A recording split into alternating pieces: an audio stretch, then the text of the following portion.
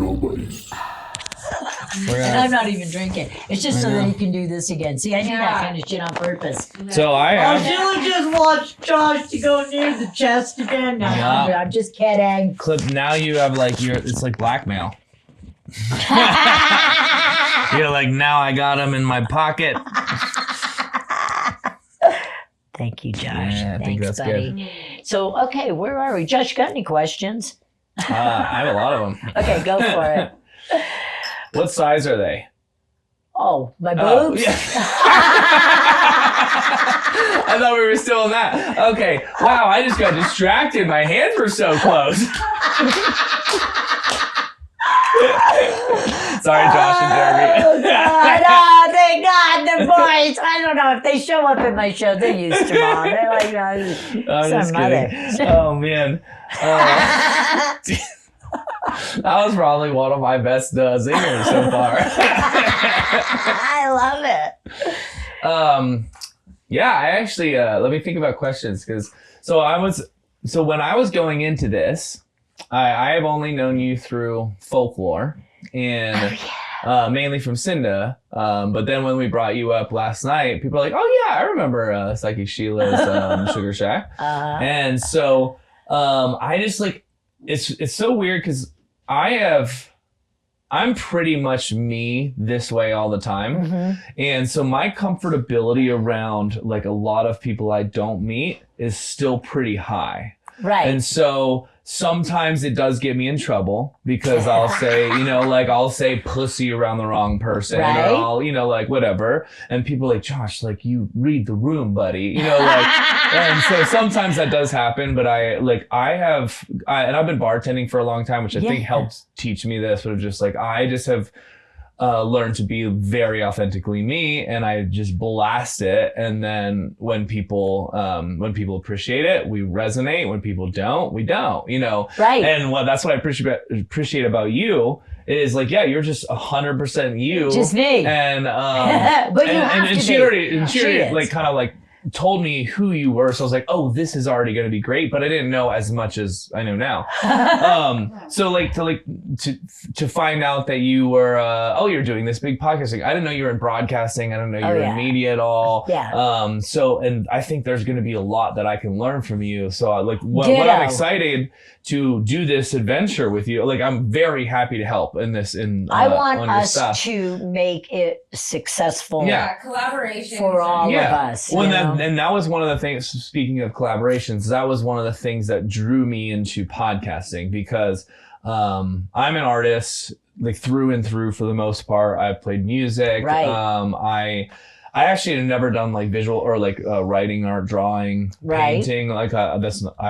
I don't think I'm that good. I probably could do it, but I haven't done a lot. But I like to write. I like to write poetry. I like to write lyrics. I like to write songs. And then I you channel. And then I also like photo, photo, video, which is art. I like that. And then when I discovered podcasting, I was I feel like that's an art form as well. And I really like that.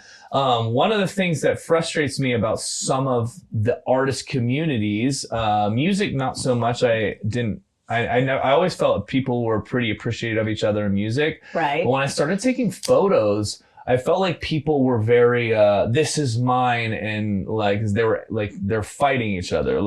They didn't want other people to participate. They're like, oh, you're just picking up a camera. You're going to take my clients.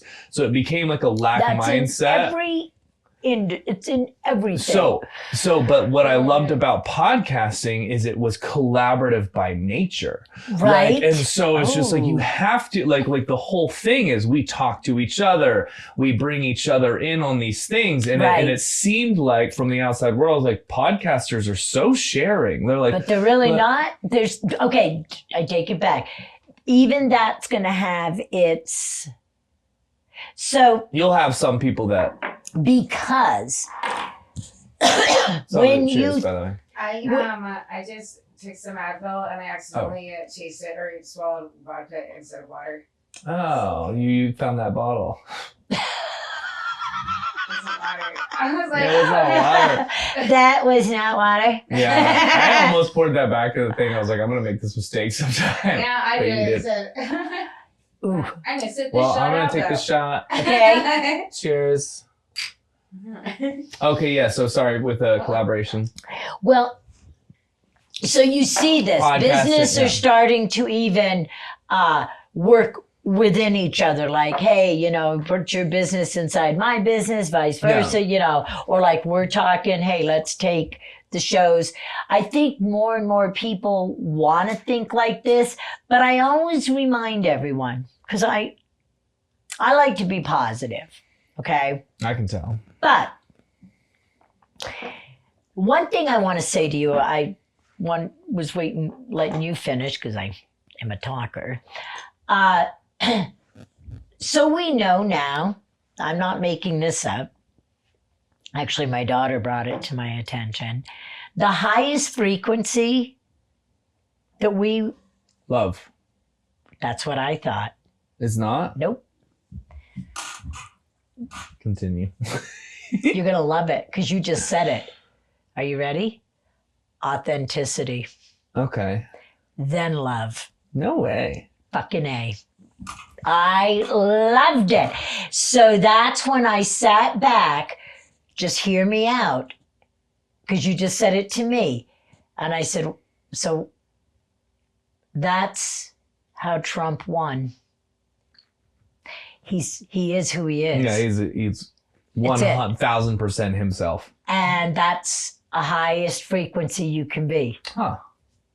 I've never heard All that made That's why I respect sense. him a little bit more. No matter what. perspective.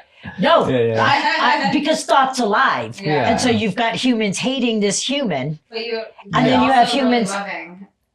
And so, kind of like what you talked about, Ted. So you look at Donald Trump and you're like, how?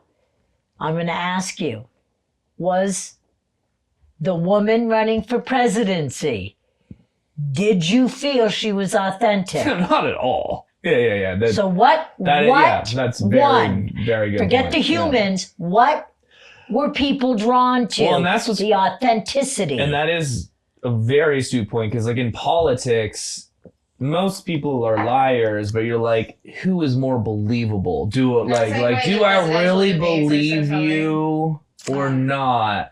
And I'm not saying that Trump doesn't lie, but he is truly Trump. Like, yeah. is Like all politicians lie. he's a good storyteller. Yeah. We like to be entertained. Yeah. Oh yeah. He does what we do. He takes his words Yeah. and he gives you visuals with him. Yeah. It is crazy. Whether you're pissed at him Yeah. or not, I want to stab Well, and you. controversy Yeah. sells. And also is crazy just how I follow politics a good bit, but like I try not to be too political. Right, But me it is too. crazy how Barack Obama was a dynamic character, which is probably why one of the reasons why he won. was able to show But- what we thought was charismatic. Yeah. But then Yeah. Trump has taken that to the next level, and it seems like the other side, the Democrats, have like gotten more boring and more. I'm like, you think that works? Like, how is that gonna? It's just boring. Like, That's why nobody at that funeral, yeah, Obama and Trump, they keep showing them laughing. yeah. They're that fucking dynamic people. Because it's Yeah. like they know the But I'm fucking like- human but I'm story. like- They're like, look, it's a shit show anyways. I mean, it is very Homie. shocking. It is shocking that Biden won, but it was like kind of an antithesis of Trump. But I'm like, dude, boring. And then they like ran Kamala and like boring. And I'm like, no wonder Trump came back. Like, dude, Well- fucking dynamic. He's authentic. He's, like with all of the issues aside, So, it's because just the we know- energy. We know thought's alive, Yeah. okay? And so they have tried many different versions of reality, if you understand, okay? Because they've got programs. We're in programs, Yeah. okay? You got program thoughts, and then you get your organic, authentic Yeah. thoughts. So you'll see a lot of duplication Sure. of an original thought. Yeah. So yes, there are things being downloaded, but you can tell when your shit's being taken, Yeah. okay? How do I know they've listened for a long time? I'm going to give you a little example. You're going to meet self. There's no way that's staying up if you leave that Do you have coffee? I do. Oh, Would you like some? Oh, God. Do you want Hey, it? Just hey, drink it. Do you... Jamie, will you get this Did you call her Jamie? Yeah, she's my Jamie. I love you, kid. I love that with the Google, like, pour someone. Hey, will you pull that up, Jamie? I don't. We gotta sit down. Okay, I thought I was gonna. I need fairies at my show because you gotta pass out the muffins. We got. Hey, I like cream and sugar. Do you have any of that? I have some milk in the That's fridge, fine. and then I have Milk monk and fruit squeeze. And then if that's- and so I like it sweet and creamy. Yeah. So the But monk that's fruit it. is, or I can make it if you need, but let me know. Just make it your way, Cinda, and I'll drink it because it came from you. Okay, that's how we do that. Yeah. Thanks, Jamie. Sometimes, yeah, thanks, Jamie.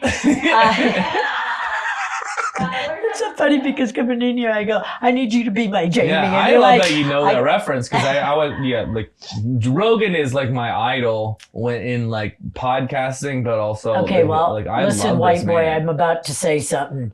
Jen, Coral, don't watch this for a minute. Because when I had the meeting with you two girls about my show, I mentioned Jamie and Joe, and you fucking lost your shit on me. We don't want Joe Rogan and my all his God. white guys. Oh, Jen, my you God. did it. Coral, you did it. That's so Maybe silly. not the way I just did it. That's so I might have silly. been melodramatic right now, and they're like, No. we didn't fucking do that. And I'm No. like, It's so silly, especially if you're in the space. but. You gotta respect the game. So you might want to edit that, and I never edit anything. I'm just kidding. You go, I'm not Sheila. I'm keeping that shit. Yeah, you still want that in. So I get why people get upset. Joe Rogan, whatever. I've seen more than just Well, hopefully, white guys on his show. hopefully to be you get honest to with be you. a big enough level where people get upset at you. Like that's one of the I'm gonna get there. Like No, I don't want him upset. no, I don't want people upset. But when you get good enough, it's like Justin Bieber or Oh, like yeah. you know, like you're Oh, gonna yeah, they're going to. when you eventually get to a level, you're always gonna have haters. Oh, yeah, like, I have Like so, them. hopefully I get to that level. Exactly. Like, hopefully I get to a exactly. level where well, people I are got, hating what on am my I shit. thinking? Annette doesn't like me. Yeah, you already have one. I got a couple. Yeah. Annette's like, yeah, So like yeah, the further I go up, the more haters I'm Yeah, gonna get. I want- Like, we want more and Annettes I don't and want fucking- haters, but I No, do know you're that gonna get that's the 'em. nature of the biz. Yeah. Or you're going to get the duplicators, Yeah. you know? So, But that's the best form of flattery. yeah, is I had to copy. learn that one when my little detective Yeah, said yeah, downtown. Yeah. And that's basically what was said to me. That's original. Yeah. Do you know what they did isn't. Do you know? Well, so I have a couple of thoughts real quick on this. Yeah. First off, there's nothing new under the sun. So have you Right. ever heard of the book Steal Like an Artist? God, why? Do you read Sheila? Sometimes. This guy's like, did you read this book, Sheila? No. To be fair, I have not read that book either, but the title made me interested in it, and Means I can't have authors on my it's show. on my mantle, and Thank I never. you, honey. Yeah, no, you can just But, you just let them tell you. So the other thought is, Perfect. there's this guy Alex Ramosi that I listen to a lot. He's like a business guy, Uh-huh. but he's like, I don't care if people take my ideas because I am a work. Like he works hard. It's He's true. like- It's a compliment, So, actually. but he's like, I'm going to implement this idea way faster than you ever will, and I will work harder on it. So it doesn't matter if you try to steal my idea. All the time. I'm working harder on it, and so you're not going to win And not on only it. that- Like, yeah, go ahead and copy me, but I'm already 10 steps ahead of you. Because I'm already channeling other stuff. It's not even Yeah. going to stop. This is one of many things that Yeah. are going to come through And that's me. where that's another thing that I feel. That's I'm like, how if I somebody feel. takes my idea, I'm like, well, I'll come up with 10 more. That's right. Yeah. That's right. Yeah. Duplication only works for that one thing. Yeah, like So that's why. yeah, go for it. Like, you're welcome. Yes. And I'm gonna do this other thing. That's right. Yeah. And when you can tell that you're motivating them so it's really more of that's the fractal. Once you learn about fractals and what we are and thought being alive, that's exactly it. There's an unlimited amount of everything. Yeah. So abundance mindset versus lack mindset is Right. where I've been like kind of resonating with. It's an endless supply. No one's gonna take all of your shit. Like you're gonna make Like you can never run out of time. Yeah. Until, you know, because I say this to people. I go, see, these are programmed thoughts that make you limited in what you think you're going to go do in a day. So you have all these. You got the word boundary. So. Oh yeah, what does that mean for me? Okay, so let me give you an example. Because this has to do with your currency. So we have a generation of humans, and I talked about this with Boise Weekly. Said, you know, and my daughter taught me this. So again, why do we have to listen to children while children are listening to the adults? Because humans channel information, okay? Like my son, you know, go downtown, Mom. Yeah. At 8 years old. And it changed my life. Changed everything. I'm gonna cry again. I know that's it. so beautiful. So I need to share a few things. Okay, now I know I'm stoned because I'm forgetting what the fuck I was just saying. Because I had a lot of thought that I wanted to give you. So Jeremy channeling information. Well, besides listening that, to kids. What was before that? We were talking. You were talking about boundaries. Okay, boundaries and time. Okay. Yeah. So when we have thoughts that we speak, this is your soul sound, because I want to get into currency with your word boundary. So when we get up and we have these thoughts, we have our program routines. So you have your little routines, right? Some do, some don't. Now, when someone puts a lot on their plate, and this involves different characters you're going to be throughout the day. This is going to get deep again. You're speaking right to me. So, like, this is me already. Well, fuck. What? I'm running out of time. Well, you can't. Yes, I can. No, you can't. Yes, I can. No, you can't. Yes, I can. No, you can't. So think about that. This person's convinced. I never have enough time in a day. How many of us have made these? But that's his stress all the time. That's why you got boundaries. So time is timeless, honey. We made it. You know, this 24-hour, what the fuck? No. And you have to sleep. Your body, your time machine needs it so it can recalibrate. Some need less, some need more. Yes. But your thoughts and your emotions, so your senses, are to help you navigate your human story in your time machine. But if you're a human like we are, that like to be busy, we may put more things in because we have our story we're in.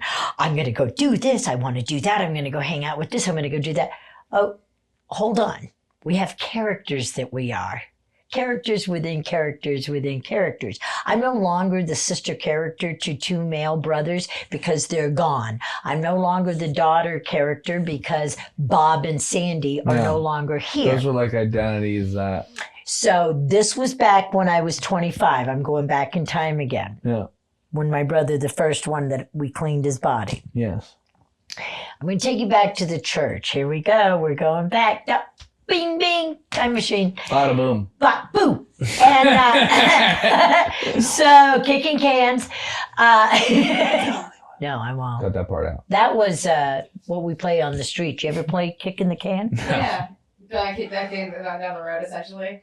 Well, it's a game you play. Okay. No, I don't play Oh, that. wait, you can. No, Oh, I this is play so it when I'm general. drinking because... No. So kids, you never played kick the can in the streets where you're kicking it and you have team? It's like Is soccer. it This soccer? is country kid Is stuff, it called okay? soccer? Well, we call it kick the can, right? We didn't have We didn't have soccer balls, we had You beer cans. No, and fucking bullshit.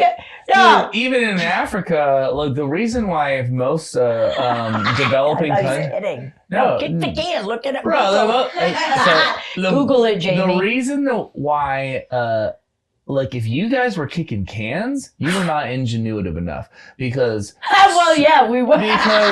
Because soccer, like, the reason why the entire world is so good at soccer. You kids suck. is they were able to figure out some sort of spherical object, and this is the easiest sport to play. You can't, you can play it in the poorest of countries. You can wrap you some can shit do that around. with kick the can too. You don't have to be but rich you for couldn't even that. figure out how to make it a circle. What's kick the can? A game concepted or combining elements of tag, hide and seek, and capture the flag, where one player tries to tag others and send them to jail, while the other players can create jail codes by kicking a can without being tagged. Fucking A. Oh, okay, so it's not soccer. No, but being the stoner I am, I may Google it. I forgot the rest of the game. I just know. And you're like, I just remember. I got little legs and I kick that motherfucker and run like a son of a bitch. I remember winning a lot, motherfucker. Not me. Oh. No, I'm short. Are you shitting me? And you know, when you play with older kids, like if you live around people that live like in mortuaries, you know, they got the apartment above. And okay, this is back in the country. Did you say people that live in mortuaries? Well, they live in the apartment above. These people did. There's a mortuary and then there's apartment There building? was when we were in Randolph, Vermont. Oh my God! I got scared because I hid somewhere where I think I wasn't supposed to be. This city? The people lived on top of dead people? Like, holy shit. Okay, wait till you come Are out you just to old asking school. for fucking Check this problems? out. No, are you? Holy See, shit. wait a minute. Sorry. Wait till you come to the double O. Holy shit. They're like, Sheila's taking something. It's not. No, it's fucking pineapple juice. And I'm washing it down with coffee and pipets. Yeah, I'm drunk. She's stoned. And I'm stoned. this is where the podcast really lights up. Oh my God. That is funny though. I can't believe they would put an entire apartment complex on top. I didn't tell you that. It was one big apartment that a family lived in. Oh, so it's because they ran the mortuary. That's nuts, though. I can't imagine living a bunch fancy. It was nice. You're just living above tons of dead people. Are you like you're just asking for the? We woke her up. Oh, guys, like my nap has been annoying. You fucks. I gotta work in 3 hours. I'm actually glad that we did this at 1 then, because at least we're like somewhat middle of the day. I'm still gonna be driving home in the dark. Overcast today too. So. Oh no, but they changed the time and now sunset's like 8. So, I know we're fine. What sometimes though I have been podcasting and I looked up and it was 1 a.m. and I was like, whoops. No, it's fun though. When you know that you're having fun visiting and you have things, some people live very quiet and then it's fine. Listen, yeah, for sure. I always say the heavenly body, if we were to take all the energy body, all of us, just our energy, just put every thing in the human story, if we made the heavenly body with every little human, so you're thinking the image of the heavenly body. So people always are going to think, oh, we're going to have heaven on earth. No. It's an individual heaven. Because you and I have a different version of the Amish. Yeah. You're in hell and I'm in heaven with them. Right. These polar opposites of like the way we view that. I mean, that's a mild version of heaven and hell in a sense. But it's good. But that's the that you know what I'm trying to say. Yes. We had the same story but different, but it was still you got the foster kid that's thinking this is cool shit, and you got the homegrown kid going, no, this sucks. Why do you think this is good? We're trying to fight these fuckers and change the law. Honk honk. Yeah. My brother one time ran him over. Gross. My brother, I thought this was nuts, but one time they a bunch of the guys took paintball guns and drove past the Amish and just goes brah, brah, brah, brah, brah, brah, brah, and like sprayed them, and like the horse and the buggy, just like brah, brah, brah, brah, brah, 'cause, like knowing those guys would never know who it was, and they could just drive past it. But it's also like. What do you call it? Like mild violence? That's nuts. My brother didn't kill him. Yeah, he didn't actually murder anyone, but he literally drove by and he definitely. I don't know if it was hate. It was you more might like this would be funny. It's like a little kid is like being like, okay, it'll be like, so dumb. You're lucky that they don't watch YouTube videos because they're gonna They didn't have them at the your time. fucking brother did this to us. Yeah. Your fucking brother did it. Well, no, I never mentioned his name, Justin Folk. Lives at. I'm doxing my own brother.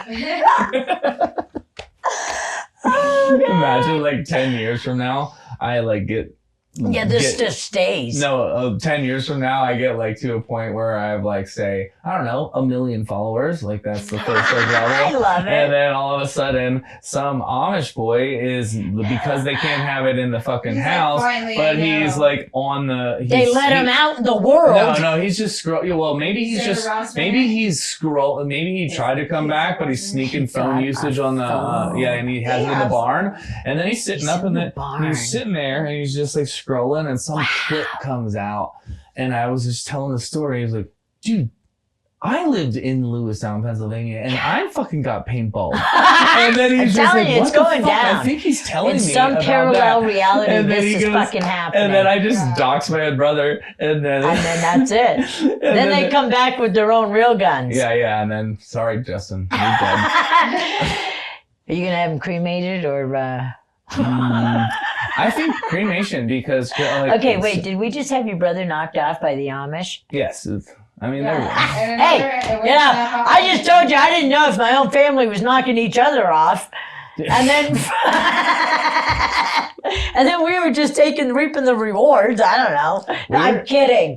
We were doing. Not really. We did. Speaking of murder jokes. Yeah. Is that what's going on? That was the way I was going, but.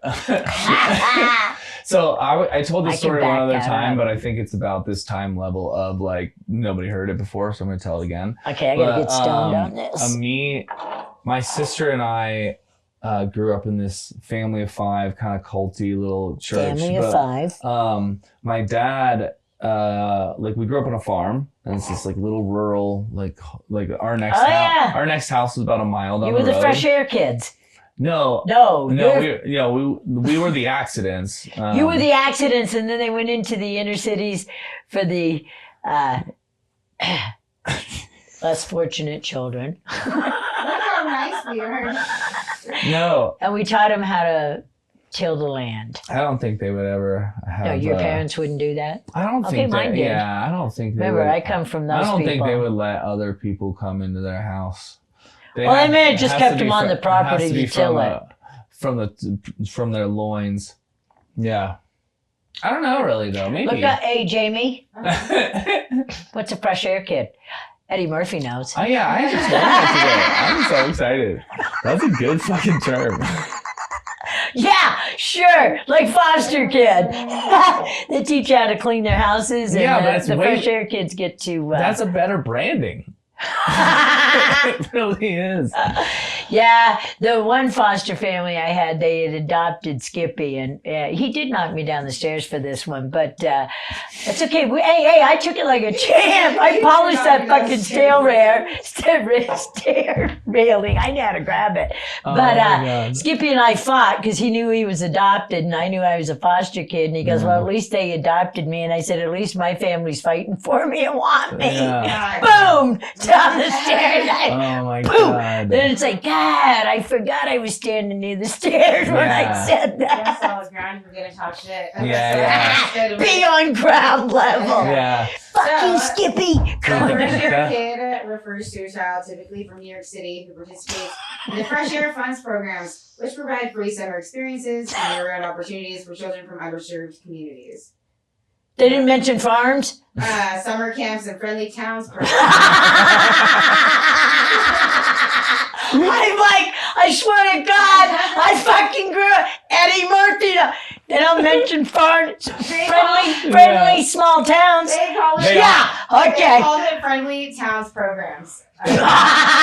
You do the math. You figure that fucking shit out. I honestly think that they missed the prime example for really good, like, fucking branding, like Friendly Farms family. I like the fresh air.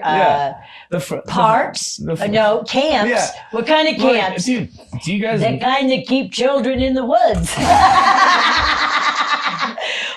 What kind of friendly towns? The kind that keep children in the woods. Very friendly. I grew up back east. Are you talking those towns? Yeah. My grandmother didn't get named Cupcake for nothing. Then I brought it to Magic Muffin, and she went. Okay, I wanted to ask you. We haven't even finished boundaries and. Oh fuck yeah. Time. What do you want to know? I was gonna ask. Oh, he's barefoot too.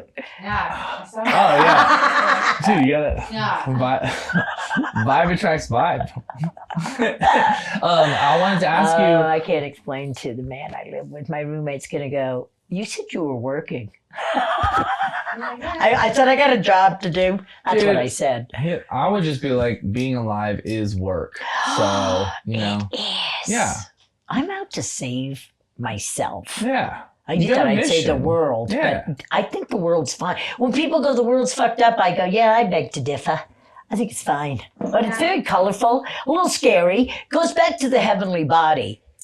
If you built the heavenly body, you'd have all this in it. Yeah. Because not everything, good shit grows in good shit. Yeah. Shit grows in good shit. We just have to remember something. Our bodies, whether we smell, whether we don't smell, whatever's coming out of us, and I've smelt it, death, I know what death smells like, but what I understand is that, and this goes back to what I experienced at 25. When my first brother's body died, when that entity left his time machine, everyone in his story, there's changed. The mother has one son gone. So that in our program story, that's not supposed to happen. And so you've got characters within characters that go dormant. Mm-hmm. So when I cleaned up the remainings of myself from that after him, I realized I had channeled this for a year. But I thought it was my daughter's father because we were high school sweethearts. He got involved, people I introduced, family and stuff. We were very much involved. My dad owned nightclubs, so this is in Hollywood shit. We were involved in and I'm the baby of the family. So when I tell you this,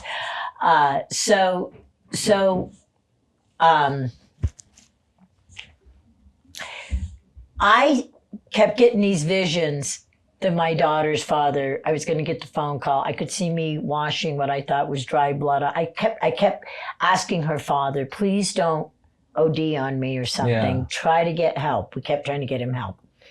Never did I think it was my brother, Mike. But that day that I tell you that we were in there for hours, when I was in the shower, and it wasn't blood, but it was the smell. I had to throw my clothes away. This leads to the church I was telling you. Oh. So, and this is where you learn to change your story. Because I think of what that poor woman went through when she looked at me, and I must have reeked for hours in that apartment. And I pull up to the church, the Universal Church, and the doors are locked, and I'm crying, and I probably looked like a crazy girl trying to get in, like, oh, I just want to pray to God for my brother. Yeah. And this woman comes out, little secretary lady, and she goes, oh, I'm sorry, the church is closed today. For Catholic girl. Yeah. That's like And I looked out. I feel bad now, because for years I wouldn't go into church. Oh, that lady! And now, as an older me, I'm like, I kind of feel bad for that poor little woman because I lost my shit on her.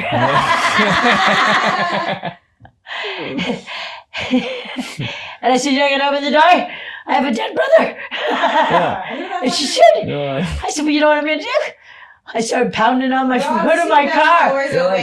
I said, "I'm going to pray to fucking God right here in your goddamn parking lot until I'm done." Yeah, what the fuck have I been tithing for? Get the fuck out of here. Open these fucking doors. Oh, yeah. Open the fucking door now, bitch. I'm not doing it. Okay. I'm going to cry out here in your parking lot and stop and probably put dents in my fucking hood of my car, damn it. I don't know why I did that. Yeah, I did all that. But then I drove home. Wait, so that didn't work though? None of that, no, the door never opened. Oh my God. So it took me years to want to go back into church. I wouldn't even go into the church when my second brother died. He said, "Fuck you, I'm not doing it." I already learned how that shit works. He got it though. I won't tell you about the last time I went to church. Oh, well. Oh, I've been in them now. I have a good time in them now. I'm like, what the fuck, Sheila? I'm like, Sheila, what stupid thought? I'm not going to ever go into church again because that bitch wouldn't fucking open the door for me. I went, really? Where'd you get over that shit? Are you sick of the story? I'm a little bored with it. Yeah, I'm a little tired of telling it. Well, that part of it. Once I got happy with it again, I went, So I'm not sorry to Annette Mooney. Yeah. I am sorry to the poor little secretary in the parking lot. My bad. Because when I got home, and this is leading up to the character thing I wanted to explain. When I got home, I'm in the shower. I dropped to my knees in the shower. I'm scrubbing my body. I'm screaming and crying, "Bring him back." And this is all very real. There was a time I couldn't tell this story. I would just lose my shit. Oh, shit. Yeah. But I was 25. I'm 64. Doesn't mean it doesn't happen. 2 + 4, 2 + 5, 7, 6. 7 minus 6 is 1. What are you doing? I'm 1. 10. See? So. Dude, I nailed that one. I pass out on my floor to classical music, instrumental. Okay. And when I come out of it, I collapsed. You have to know the trauma, okay, and what I just did. But what I heard in this, I have taught this for years now. And I couldn't tell it to my family at the time because they would have just, there's no way they could have comprehended. I know they didn't comprehend it. Because I barely did at the time, but I do now. But I heard the voice say to me, "Sheila, you're not mourning the loss of your brother. You're mourning a piece of self you're no longer experiencing." And I was like, no, I miss him. I miss that. And it kept hitting me. No, you have lost a piece of you. It looks like it's him, but it's you. There's a piece of self that is a black hole, a void, and you have to put it, you will go through many parts of self. And this was all, and I'm like, no. And it's like, yes, you will be the angry sister. You will be the guilty sister. I'm hearing all these characters I'm going to be until I understand what part of self I want to be in that void. Do you understand? That's what happened when my mom died. I murdered myself for quite a long time, and then I was just like, I'm so sad I wasn't the daughter she deserved. I'm so sad that I didn't do this for her. And I'm like, dude, she's gone now. She's at rest. She doesn't care anymore. You had to go through. I wish that I had those memories of being better. And so then I just like, now I can be sad for the right reasons. It doesn't make it less sad. And you don't even have, and now you were different you. Yes. I'm just sad for myself that I was. I'm sad that I don't get a recap as That's right. That's right. So it's very hard for us. So then you get the understanding, okay, Well, what about when people are in my life that aren't dead?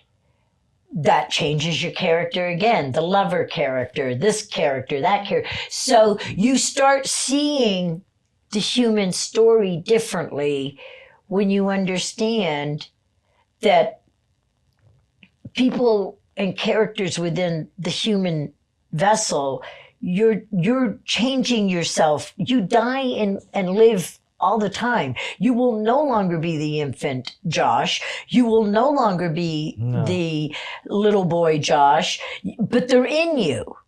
You will no longer be the teenager Josh because you outgrew those characters. Yeah. Now, we have these experiences like we just talked about. And so, for example, when I came out of that and I'm watching my loved ones, because they all come to California because we have to do the service and everything, and I'm watching all of them, and I'm watching us all cry and fight. And it's like, what the fuck? Like, everybody's got guilty characters, so everybody's picking on my mom and I. We're all like,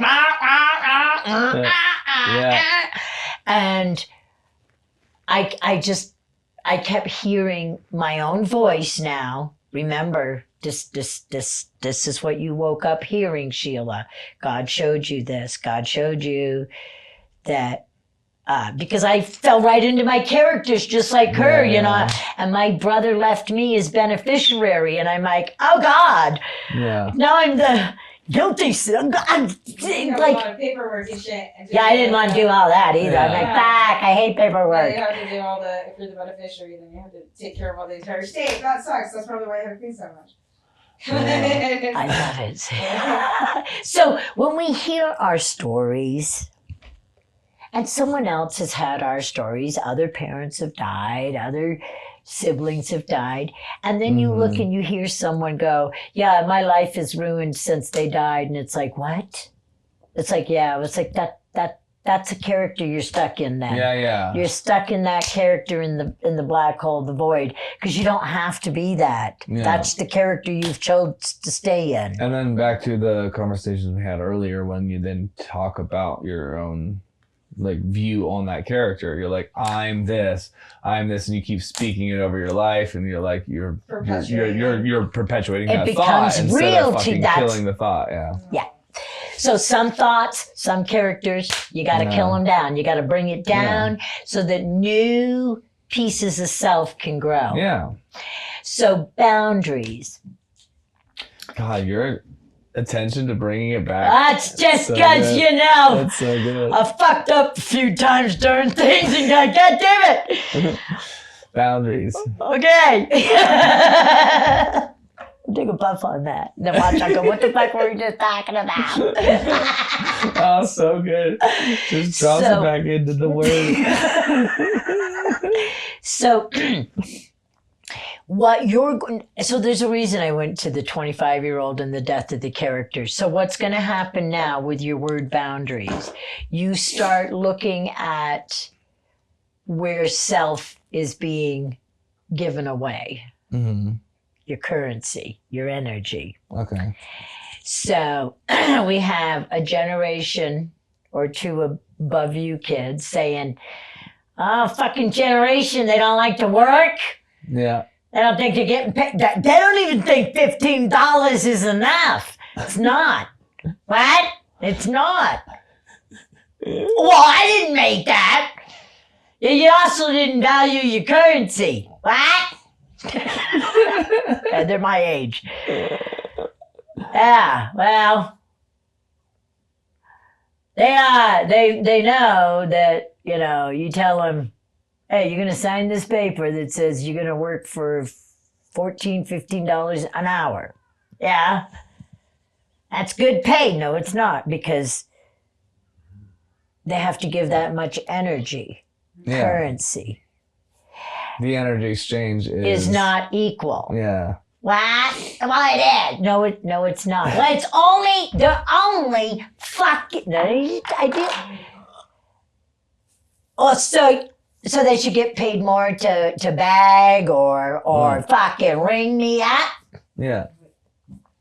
Yes. Yeah. I think the best metrics. And they don't understand currency. Yeah. They don't understand that the banks and the elites know. You're very valuable. Yes, I am. And you don't know your value. You don't know your currency. No, I don't. Well, at the moment, I like to think I'm $75 an hour, but it varies if people don't pay me. No, I'm kidding. Yeah. No, I am. I'm $75 an hour for private readings, by the way. I think you should up that. So did my daughter. She goes, Mom, why are you so fucking cheap? Hey, I used to just work for free, so come on How now. long have you been valuing it at $75 an hour?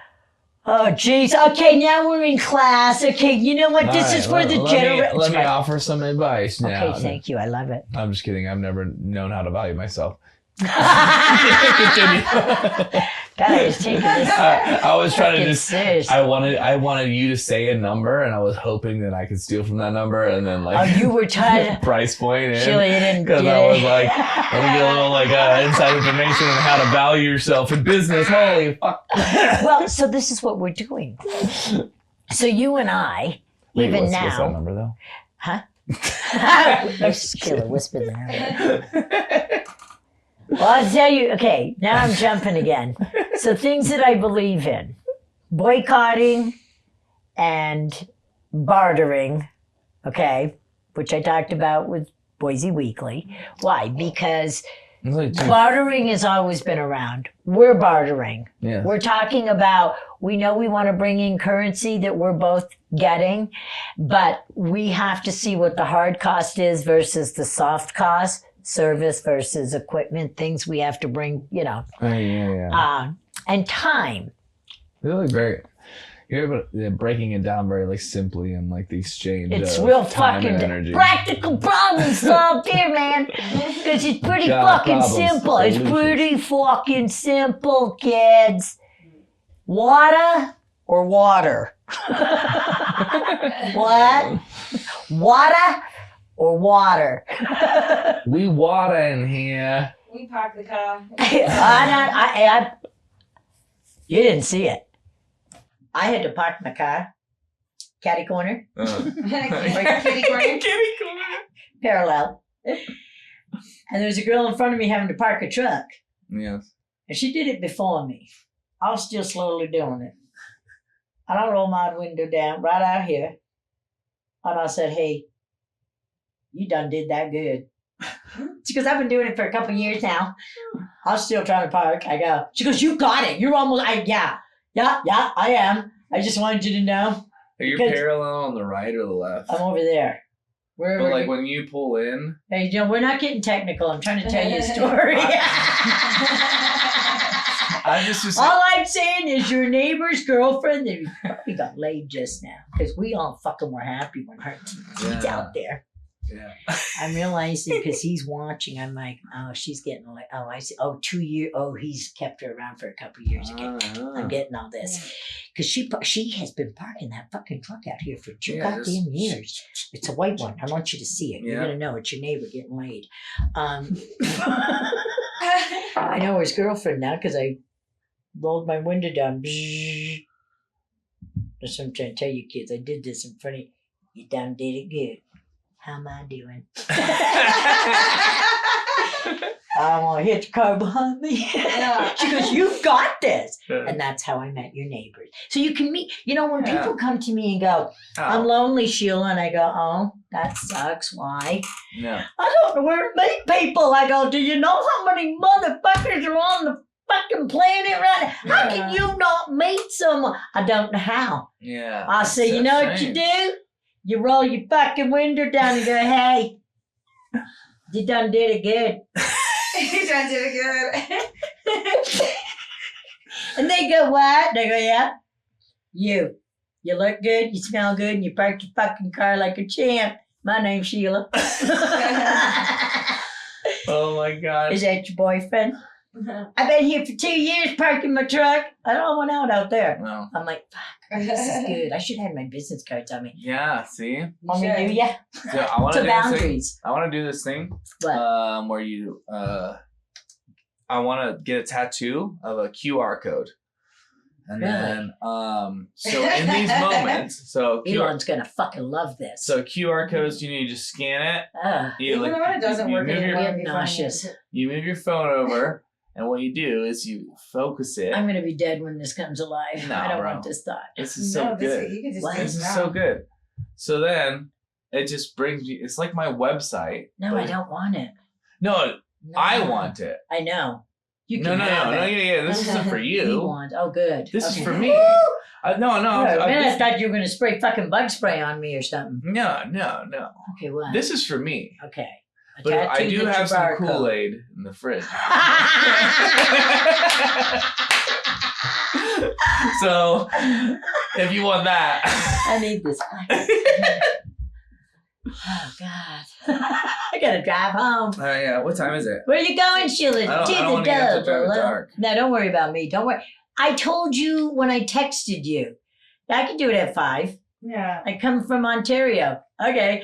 All you gotta worry about is the other humans on the road, not me. I'm Oh, fine. yeah. Just high beams in it too. Like, No, I don't that's high such a beam perk. it. I low beam it. I Can high I- beam all the entire way. These are. That's why I can't fucking see it now, you high beamers. Yeah, but she's No, I am really conscious about taking No. it off too. I don't ever No. flush anybody really. Why No, not? no. Well, Sarah does. Well, You know- Sarah. You know the idea. You know the idea of like Asian women drivers being terrible.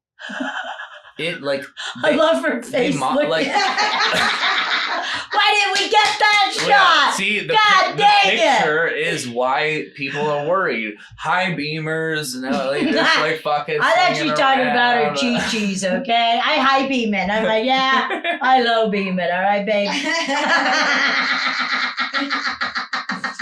I didn't know we were talking about headlights. You're like, well, you know, that's why the Okay. Asian women, I'm like, wow, are you talking about real drivers? We were talking about our boobs. We were talking about. Have you ever watched that movie Dumb and Dumber Of with course. Jim Carrey? But I don't When remember shit. Okay, so there's this scene where he's driving on the road, and there's these two. Then he starts dreaming of this chick, and she pulls her top up, and then it starts blinking, and then it gets whiter and whiter, and he wakes up, and he's like driving into traffic. He's like, "Ah, shit."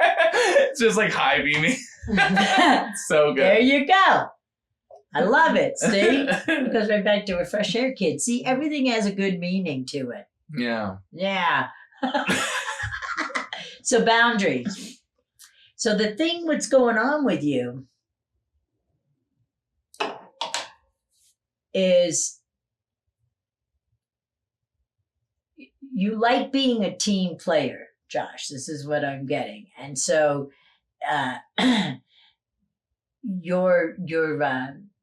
this is where we talk about being empathic. And so this is pure real empath, not being able to handle people in the fucking store. That's just get a grip.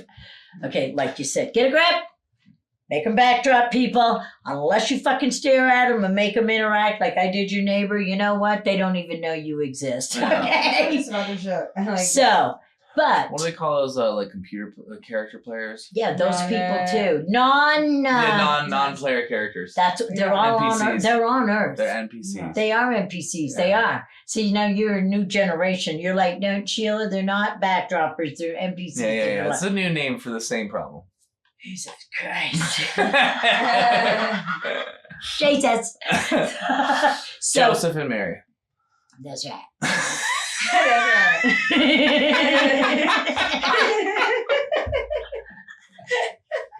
I love that she just pushes the glasses that she has not used once a little bit farther. That's right.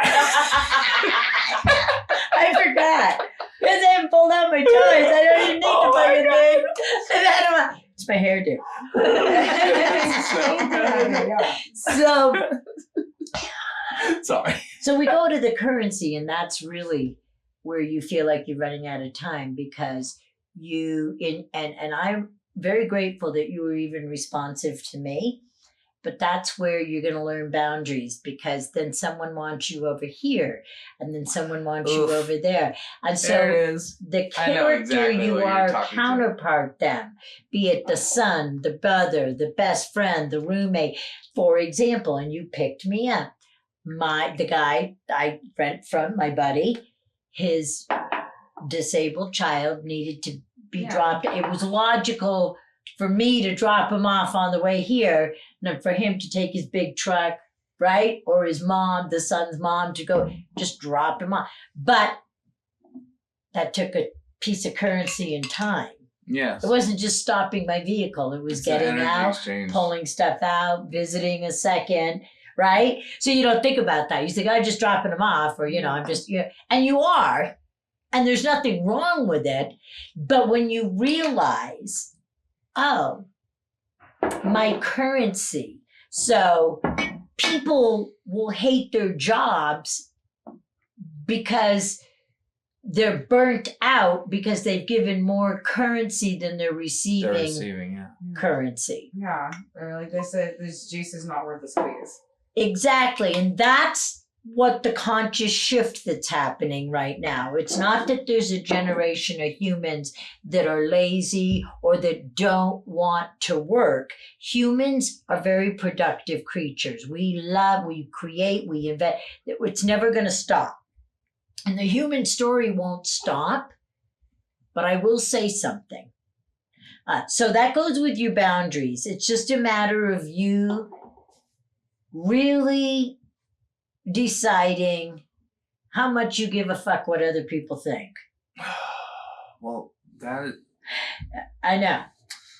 Because when it's people you think you care about, your character gives its currency to that. Yeah. Okay?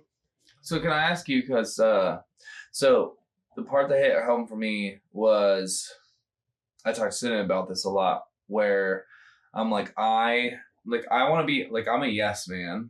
And I actually like being, like, I want to say yes to opportunity. I like it, yeah. So, like, there's this part of me that's just like, and then part of my, like, life philosophy is, like, give more than you receive.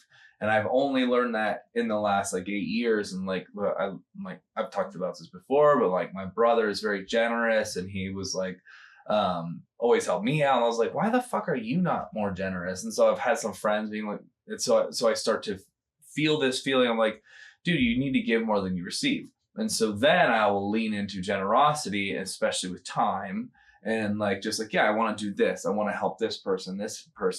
But then I find myself in like some seasons where I'm like, oh, fuck, dude, I signed up for too many projects. Yes. And I'm feeling like, I don't have energy for the things I want to do. And so then I feel like depleted. So I like learning to find this balance has been tricky for me, especially everyone right now. So again, you're seeing so there's a couple things I'd like to say before we take the shot, or after rack 'em up. Dude, I've been getting Sheila drunk on this pineapple juice. I love it. They're like, we knew she was drinking. It's like, whatever. There's this non-alcoholic bottle called Ritual, and I think that's such a good name because it just like tastes like regular like whiskey or whatever, so you can make mocktails with it. Yes. But I'm like, oh, what a good like Ritual is a good name for it. Yeah, I dig it. That's what I want to have at our stuff too, because not everybody drinks. One more thing on that. I went back. We were doing 75 hard, and my buddy Severo didn't drink for the first, I think, 90 days. And I went down to Vegas to see him, and I was like, "This is like, I have to go to Vegas sober." But we bought one of those Ritual bottles, and it was like cinnamon whiskey, and because he likes to drink Fireball, and so I sent it to him, and then so we popped that, and we made a video, and I was like, well, and people already knew I was like 40 days in, and they knew that I was sober, and I was like, oops, I fucked up.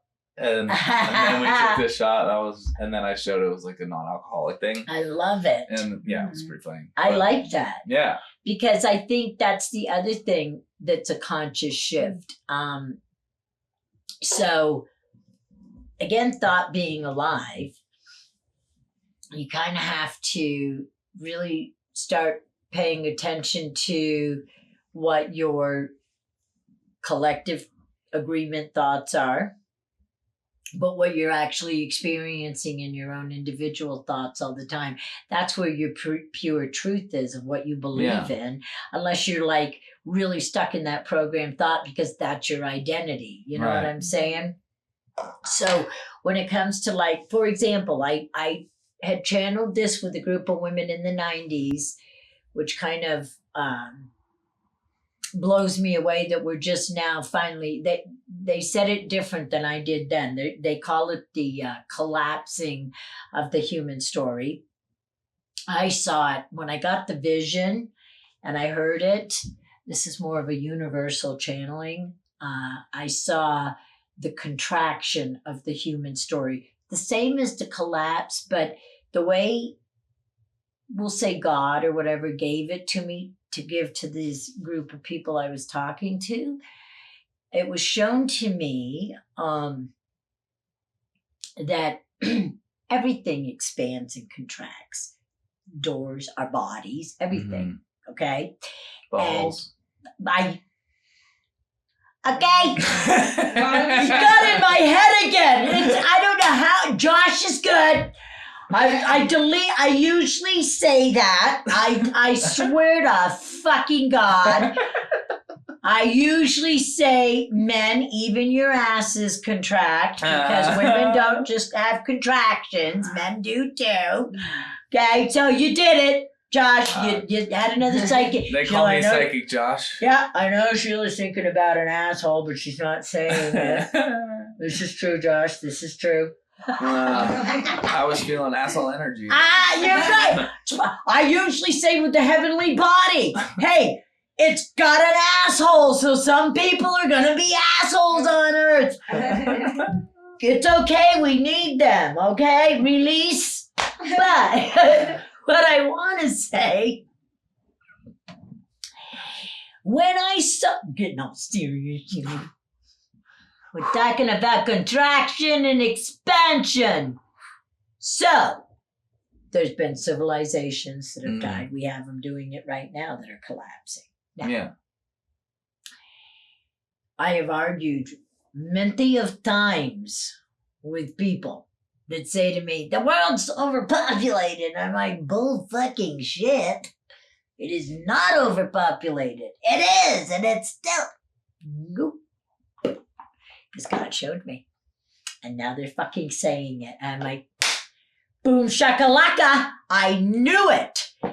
Because when I saw it, I said, okay, there's a reason we almost went extinct more than once.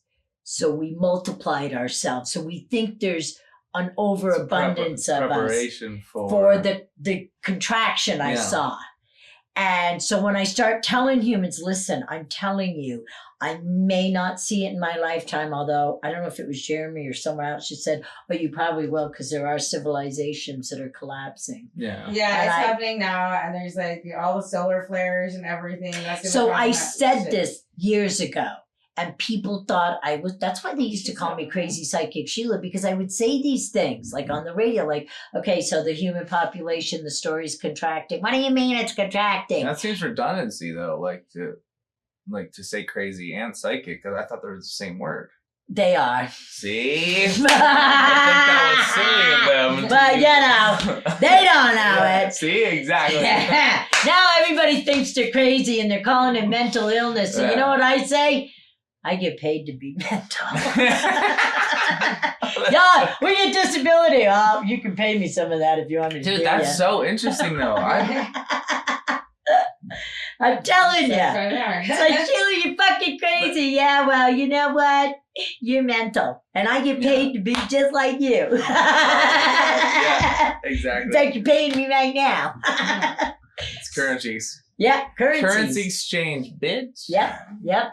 So then you look at your own story and you go, okay, I get it. You know, I have been raised kind of like you. You know, you give more than you receive. Well, no, No, that's unhealthy. So you should give as much as you receive. Yeah. It's a beautiful exchange. Infinity. Yeah. It's beautiful. It's the balance. Yeah. I'm not going to give more because this is what's happened to society. Now nobody wants children. Nobody wants, it's too much. We can't. And I'm like, you can. Do you think that this is just part of the contraction, though? No, it's definitely the contraction. Yeah, like we won't. The story doesn't want to. We don't want to die. The story doesn't die. Yeah, the story will continue a different way. Life's like fundamental purpose is to continue. Yeah, like that is like every animal, human. So that's why now thought's changing. So it used to be people, and they're doing it, but I'm watching, it may be, well, most people don't want children. And I'm like, I know. But God gave you vocal cords for a reason. This is your soul sound. This is your signature sound. Yeah. And so I tell people, stop using words that are limiting you to what you think the human story really is. If you keep saying those limited words, that's the story you're going to experience. You're keeping that thought alive. Yeah. So here we go with Hemp Fest again. And you know what I tell everybody? Little Brad won. That little fucker won. I done told you. I done told you. Boys a Weekly. You asked me, Sheila. Psychic Sheila. She was Can I you gotta pee? Yes. 2 things. Can I show you? I also told. You done? Holy shit. No. If you do holy shit, I want to know because that's part of your No, channeling. I was. You know, just gonna pee. No, I just got That's overwhelmed classic. with like 4 directions of thought process at the same time, and I just get out of my head. I was like, can you fucking and then I just like clamped up, and I was like, I can't figure out which one I wanted to say. I and know then it. like, See what I go through? Brr. No, I think you keep hopping in here. I think you're very psychic. Okay, I'm gonna pee first, and then So I'm you gonna see tell what the I go thing. through? Yes. Was that pretty trippy?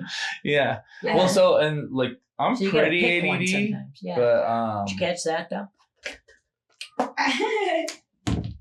hell, like Me to have to pee. He's like, I go pee. That was a lot of stuff to do. I know, right? I have to keep picking which one we're gonna do.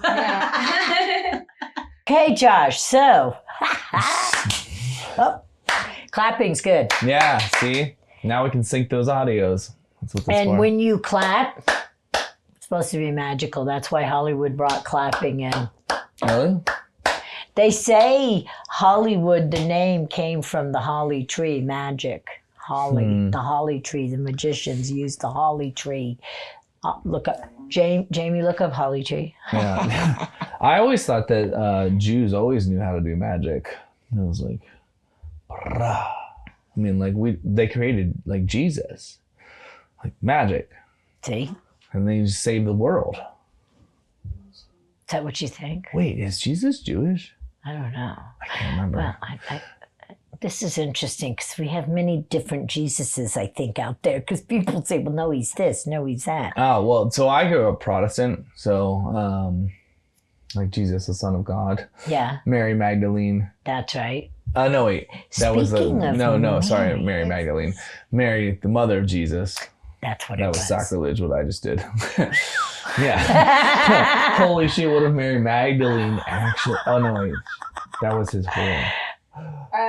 Hollywood is often mistakenly associated with the California holly or toyon tree due to its bright red berries in the winter, but it was a marketing scheme by Harvey Henderson Wilcox and his wife, Diana. Because it was all about the holly. Yeah. But then you take it back into like where holly came from. Yeah. And they say it's where they made their wands or their shadows and stuff. Magic. Dude. Illusion. That's Hollywood crazy. Illusion. So it's good marketing, yes. No. I love that. Do you one of the things that I find fascinating about Disney, like the old Disney movies, So I grew up.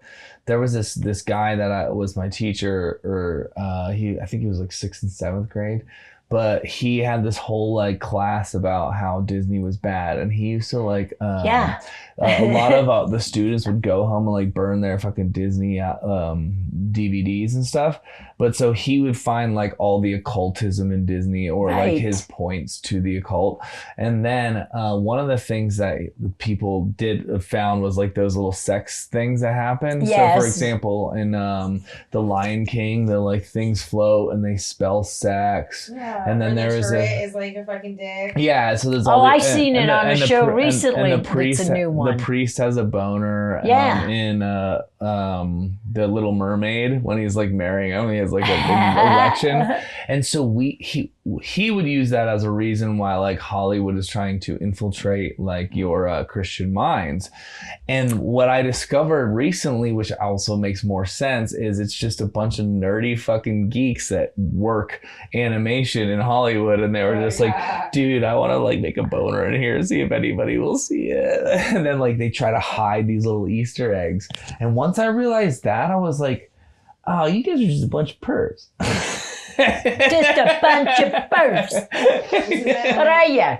Petties? Are you petties? You guys are a bunch of little pervs. And some of you grow up to be pervs real bad. And real bad pervs. And then you running shit. Yeah. Yeah, so it... Running shit. What have I seen? Shout out Harv. Yeah. Steven Spielberg. Go, Steve, go. Go, Speed Racer. Go, Speed Racer, go. Do you know who that is? No. Google that, Jamie. Jamie, what's Speed Racer? It's a cartoon. Like guy with like, cartoon with, from the it 60s. looks like he's like in a soapbox derby, Yeah. that kind of car, right? I never knew that one. Really? Well, I didn't, yeah. They even made a remix mute song of it, right? To put it in it. I know there's a song out there with the Speed Racer in it. It's kind of a naughty song, I think. I hope so. Hell. Did I show you? What? What were you gonna say? No, I don't know. I never even pulled my toys out. You pulled one. What toy? You pulled the selfie stick. It's not a toy. The overview is Teenager Go Mifune. Pull some toys out. All right, this is a good way to end this podcast. End this bad boy. Yeah. And I don't even know if I need to end it, but like, I think you might beat the record for the longest one, and I'm actually here for it. So let's get this fucking shit going. Who's been the longest? I think I had a 3.5 on. And oh, okay. Well, what are we? Hold on. Oh, I did. Oh, we're at almost 4. No fucking way. I think we have a record over here. Rat-a-tat, bring him back. I know. Holy shit. Well, just so you know. So as long as you don't mind driving in the dark, I don't give a shit. I won't fucking end this until it ends. Oh, shit. Pull a card, any card. I did want to see these toys. Pull okay, a card. any card? Any card. Can I have the one in the box? Or do I have to have it in your hand? Well, we'll get into those. Okay, I was just curious. One deck you at said a time. You said any card. I just wanted to clarify. That was good, Josh.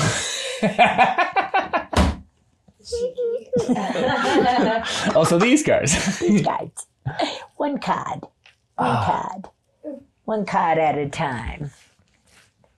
What'd you get? I got Family and Holy Spirit. So, it's kind of reminding you that you have got a set story in your head as far as you as a man. No children, no marriage, so you're part of the collapse. You understand that? What's the collabs?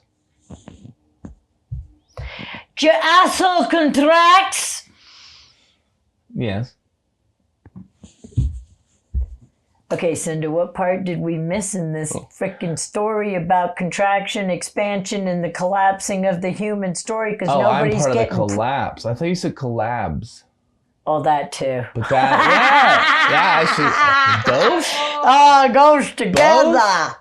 Like, to be a witness there, to like facilitate it the best pace possible. What role of the collapse do you think? Because do you want to have children? No. Okay, that's it. Okay. Do you? No. Okay, you are too. What, So yeah, we're part of the contraction. collapse. Contraction. Yeah. You're part of the Yeah. Okay. suck it on in. Yeah. So that was so what's actually going to happen? Well- One of your generations, everything's upside down right now, but it's got to work itself out. Yeah. So there'll be eventually a smaller population of humans, and maybe that's in the Bible. I don't know, but it's happening though. Okay. No, the Bible more talks about some really weird shit, that like a wheel within a wheel, and then there's like some wheels spinning, and there's some other like characters and the wheels spin more. That's what Revelation. With the eyes. Yeah, I think Okay, there's some so eyes and wheels. at 13, I knew the eye was watching us. Is this like Sauron eye? So we like in a distance, or is are it? in a loop. Yeah, what's his name? If you start looking, you know everything has a circle. Everything, even our Olympics loops, circles go within each it's like other. a DNA structure. It's like wow, like that. Yeah. And so you have to, ask yourself, why do I not want to have a child? What is my thought? Just like, why do I not want to get married? So why do I not want a human? Why do I not want to make Why do a I not? fractal of myself? Yeah, like which is. So what is your reason? What is your thought? Because thought's alive. No, see that actually, goes back to maybe the point of contraction. Somebody, Lewis asked me. He's like, "Why don't you want kids?" And I was like, "I don't know. I just don't want them." And I feel like that's part of like I don't have really a reason. Like I can go like I'm like, yeah, I dislike this, I do like this. Like I can do a pro and cons. Right. And there are pros and cons. But at the end of the day, I just realized I was like innately I don't want them. Okay. And then that goes back to like, oh, well, if like nothing can never expand forever, I am part of the contraction because I've always asked, like, I've thought about this a good bit. Yeah. I'm like, yeah, that the purpose of human life is to stay alive and recreate. And why don't I have that urge? That's and okay. and I'm just like, yeah, I'm just like, yeah, but I don't. There is another way of seeing things.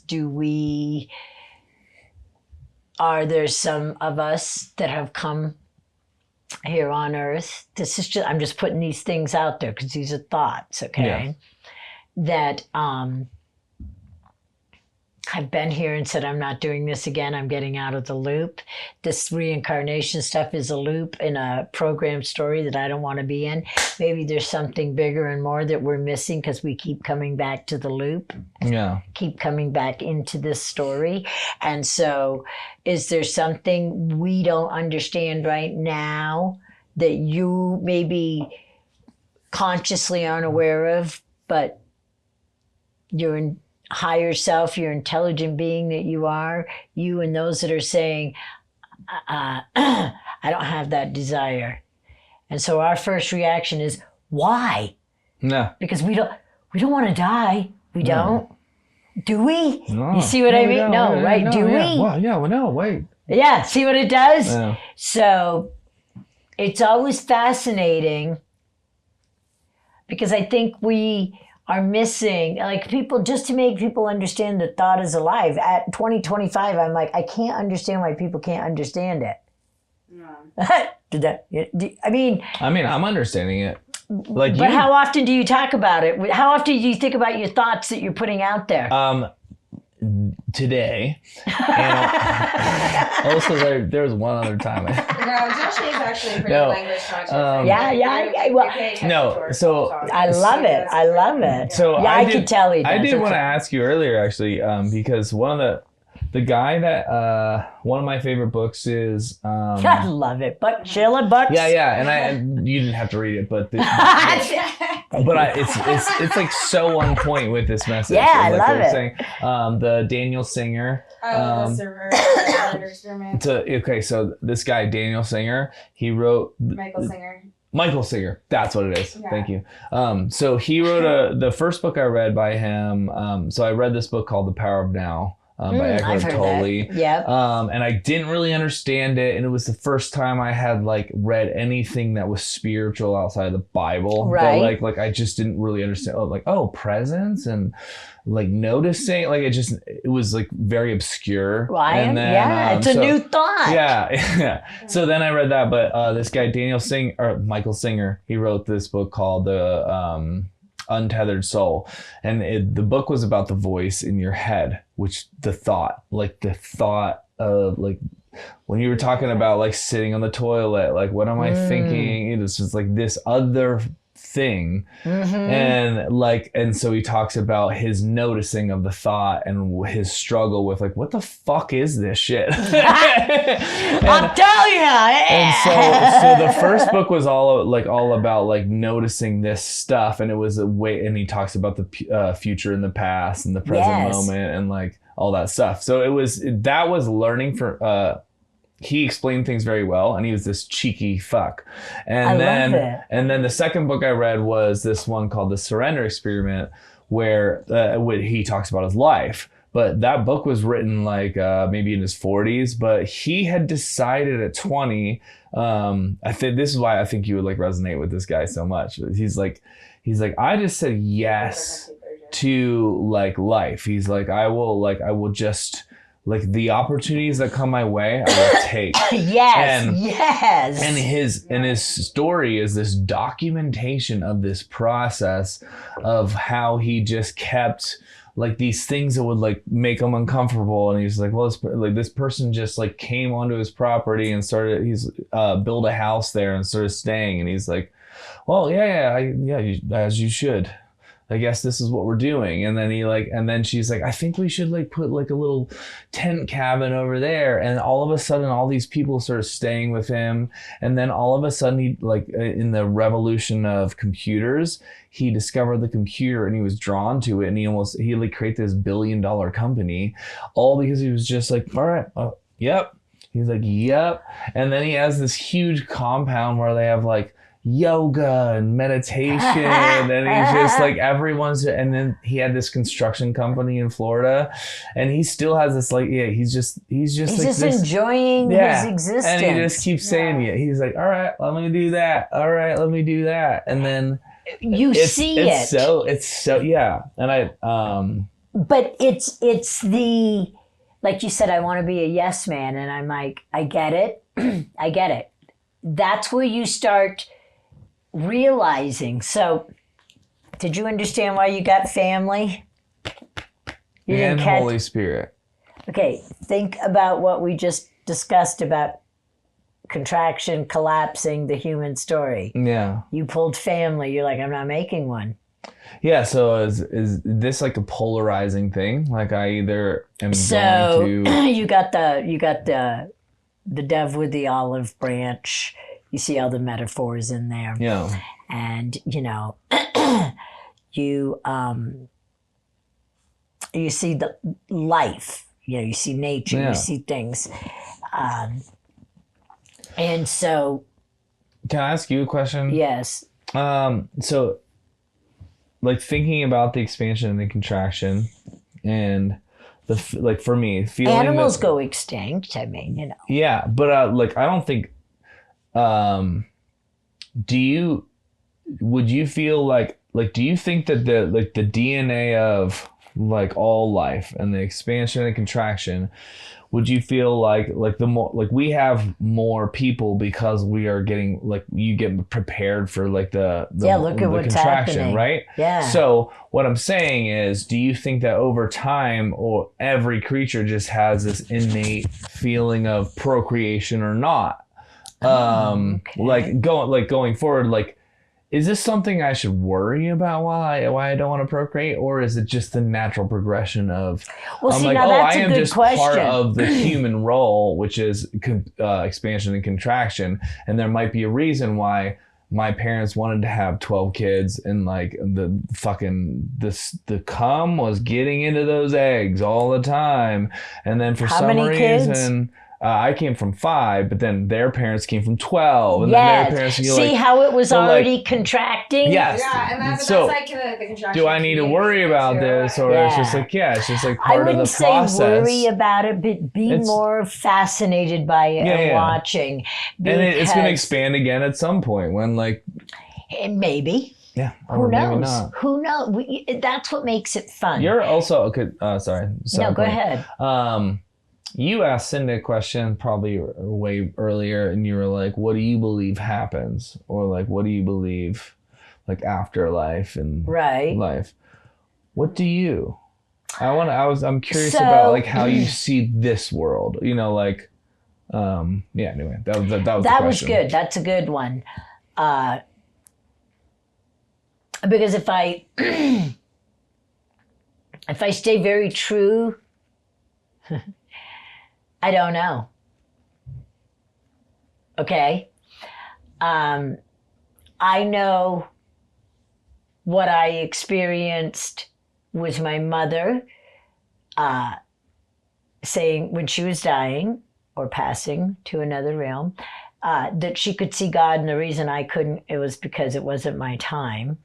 But she had her own God experience while I was holding her with her. I know when I did my DMT experience, the first time I did it, and this happens to me every time. Not only did I hear that, Melissa, my daughter, and I go, it's that cartoon like the Looney Tunes.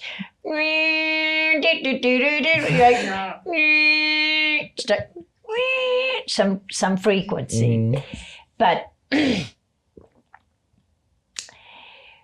when I think about my first experience and I was flailing what they were experiencing me doing, my eyes were closed for maybe 7 minutes, 6-7 minutes.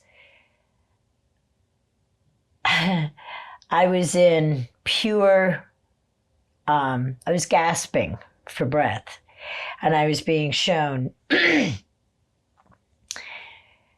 I was like, oh my God, everything started happening in here where all I could think about, and I was in pure white, just nothingness, but I was gasping. And I had this moment where I'm like, I can't let my kid have to explain why I'm dead on the couch. I'm in my office behind Dutch Goose, but so when you did that. Oh, it gets more. People are like, you know how people say, oh yeah, you could never overdose on a psychedelic or whatever. You know, like that's. I don't hallucinate on acid. Only this did it to me. But what I'm saying is like that's like I'm like, yeah, you have nothing to worry about. Like you can't overdose on acid. Yeah. And then but then when you're tripping balls and the universe is completely shifted and you're. So have you ever done DMT? Yes. So you know what I'm talking about. Yeah, and then all of a sudden you're in this other fucking realm. And then you're like, I don't know that any of the things that person that just gave this to me, I think he was full of shit. I'm dead. Okay, so I didn't comprehend death with it. But when I got my grasping of my breath, I'm going to tell you what brought me back. And I, to this day, have said to my daughter, because I have to admit her boyfriend and her, okay, I try to be careful with that because, you know, but it was so profound because he was in the corner of my office sitting in a chair. She was behind my desk and behind my computer. And I'm on my couch that's in my office. And it rocks, okay? So I'm going 90 miles an hour. The office. Because it was. But what was interesting is it took my daughter to bring me back. I said, let me see my daughter. and she was little to me. Yeah. But what happened was everything was pure. And so when you asked me that, I experienced breath, I experienced nothingness, pure white, where each item in my office that actually first came through were items from each one of my parents. And according to them, I had a little girl voice when I was describing it coming into. So my reality was blank until I brought it to fruition. Yeah. Do you understand? Yes. Through different parts of self. First, the mother character had to have her daughter connect with me so I could breathe again. Seriously. Mm-hmm. Then I had to go back into white space where I'm breathing, but there's nothing. Not even there in the room. It's just pure white. And then things are coming. And you are the white. Are you the white? Like you are part of I can't say I was Sheila. I was the observer. So you're observing like this the white? Experience. Yeah, everything was this. There was nothing in it. It was just this. That's a really good way to kind of explain some of these experiences, because I've been in these experiences. You know what I'm talking about. But I don't know how to like put to words what this experience is like. They came, told me I was doing amazing, and sat in front of me on the floor because I needed them. And then we were energy bodies. So I experienced us huge, but not dense, just it felt natural. Like we weren't these small, dense bodies. We were these, and I'm visiting with them. I don't even know. I guess I wasn't. I don't know. Yeah, but they shrunk down to little human form again. And I went, whoa, okay. Well, I'm bigger than you right now.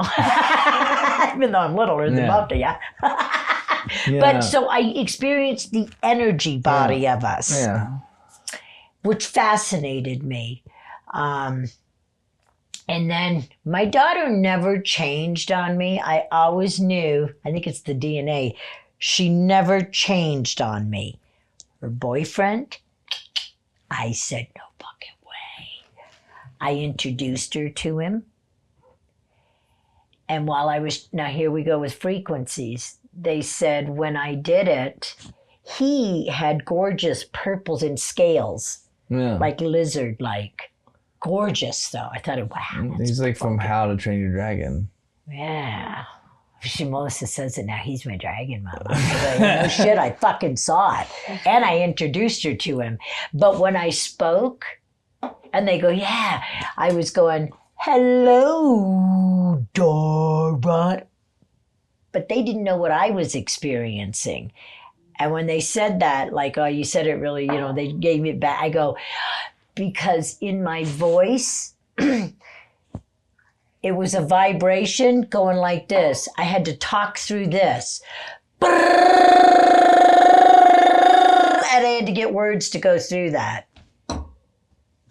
So when you ask me what I think when we die, I don't know. I don't know why I've had experiences with loved ones that aren't here. People have all their experiences, or they say it. I believe we're connected. Do I think we die? Energy doesn't die. If we're energy like I experienced, we don't die. So that to not interrupt you. No, do it. That was like when I left Christianity, and I had a very one-track mind about what happens after death, and actually a lot of what I hated about my like kind of culty upbringing was like everything was focused about after when you die. Like it was like to answer the question, what happens when you die? And I remember my dad saying, sorry, what? Nothing. Huh. I said the kingdom of God is at hand. So it's Oh. like it's silly to have like that's in the Bible. Yeah. Talks about presence. Oh yeah. But so my dad, like when I was leaving the religion, he would say I remember my nephews were like 5, and he's like, "Do you know what's gonna happen after you die?" And so a lot of the reason why I pulled back from my like upbringing was like, dude, everything was about after death. Right. I'm like that. All we focused on was the afterlife. What happens in the afterlife? What decisions?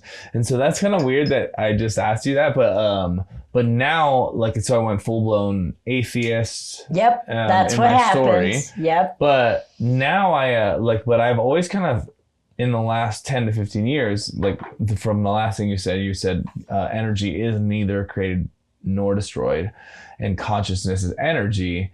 And so like my easiest explanation for like life is, it repeats and will probably come again like this. So that was like how I lean in like my beliefs of like life and cycles of life, and it comes with expansion and contraction as well. Yes. And like it's I watched this YouTube video. It's like a 20-minute view of like billions of years of life, and it shows like the expansion and the contraction of the actual universe. See what I mean? Yeah. And so like of course it goes like it's in now. It goes back to the blink, we were talking about everything opens and closes. Yes. Even assholes.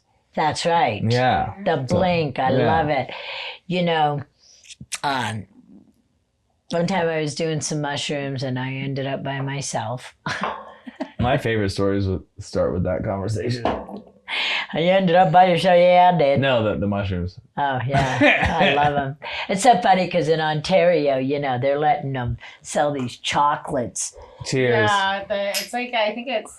Oh, we tried those in Scottsdale. Yeah. I know. I sold them to people. I even got Josh one, my son Josh. Yeah.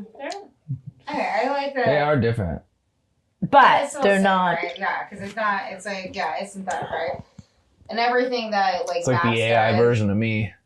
Everything that Max does, as far as, like, psychedelic, like, studies, that's all synthetic, too, because there's no way to really figure out, like, metrics for, like, fungi. Like, there's just, like... Yeah, so, did I do the chocolates that I sold out of Old School Store? No. Why? Because once you've done the OG... it's hard to do the duplicate. Yeah. I felt that when we were in Scottsdale because we did the duplicate and I was like, this is not the same. It's not. And I was just like, dude, I shouldn't have got these. We can find the OG. So many mushrooms there. Have you ever done halos? I don't know. So I don't know a lot of like mushroom names too much. I know penis envies.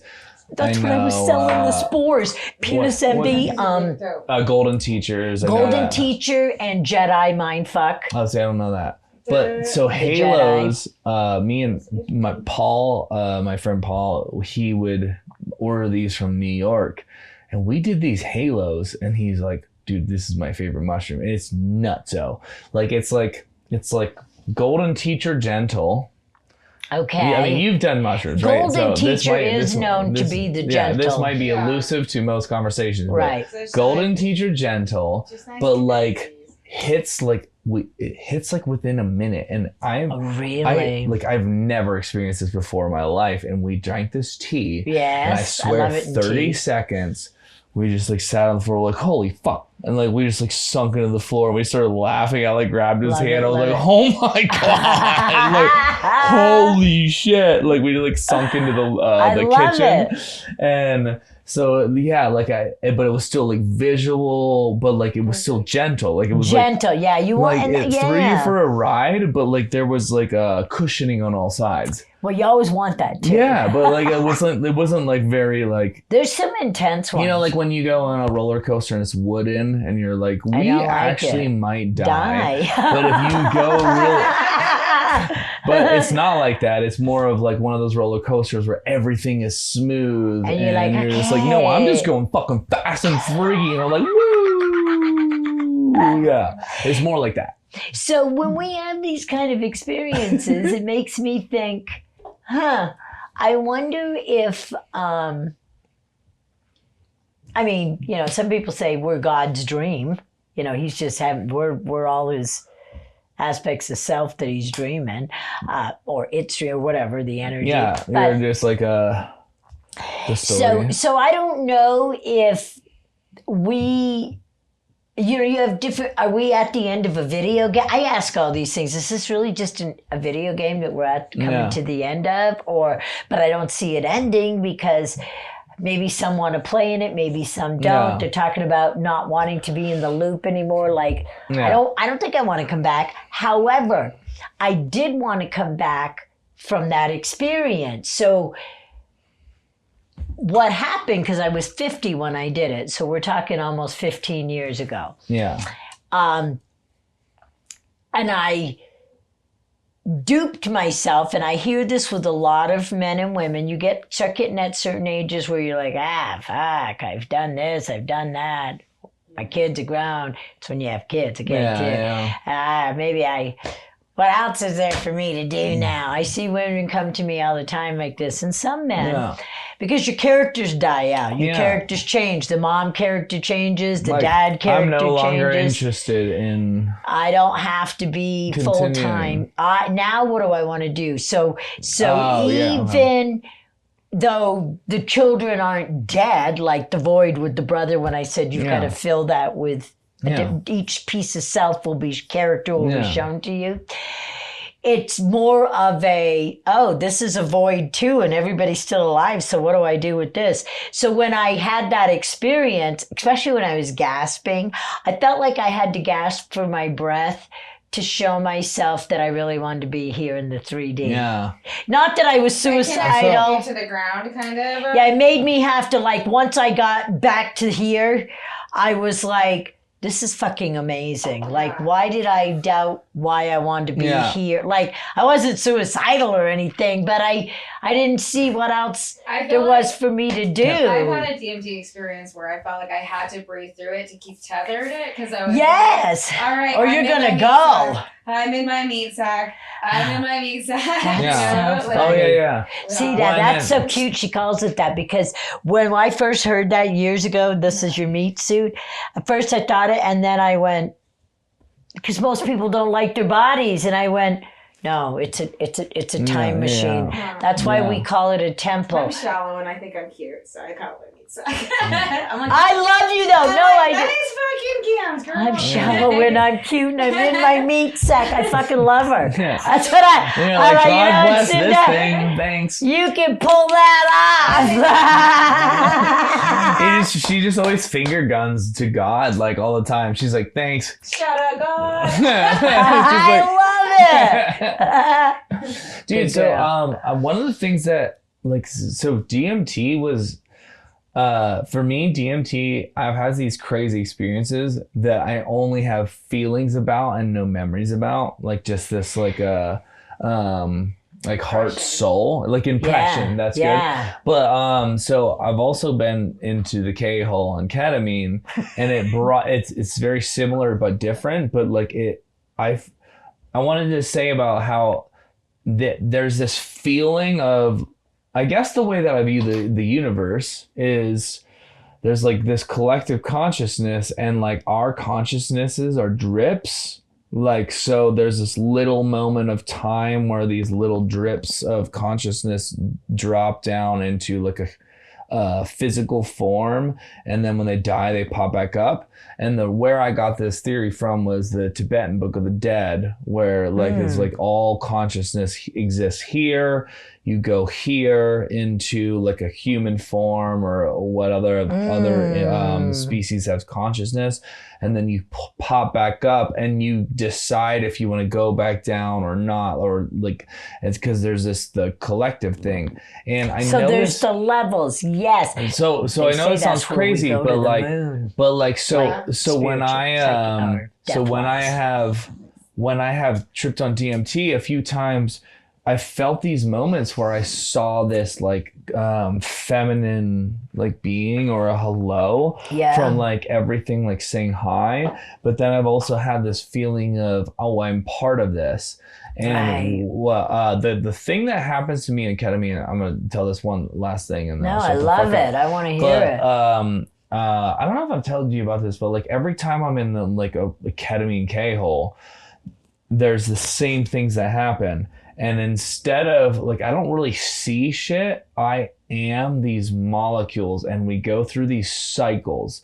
So we go through these like more expansion cycle, like literally this is why this reminded me of it. We go through these kind of spurling expansion cycles, and then I go through these cycles where I'm like, I feel like I'm in a wheel grinder, but I'm not. It's like I am part of like this collective. I'm probably like 10,000 little beads, if that's a, so there's these waves, and I'm like, whoo, whoo, and then I go, so there's the first part where it gets really expansiony, and I'm part of these waves, and then I go through this fucking meat grinder, and it get like squashed together, and I like get ground in, and then I like go out the other side. This is like every time I hole, which is like, and so you go in a black hole. Yeah, and I just like and you sit come there back and out.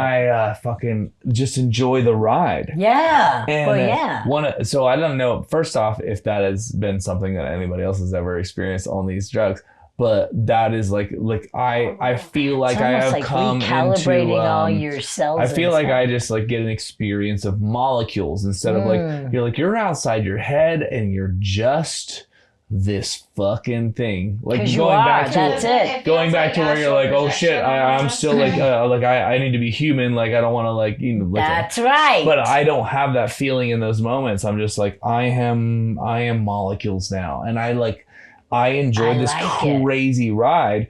And so it is a reminder of our, like, at least for me in this thing, I'm like, so holy you transform shit, into something like a cell or a molecule. Yeah. I just like find this like moment of like, and I love that story.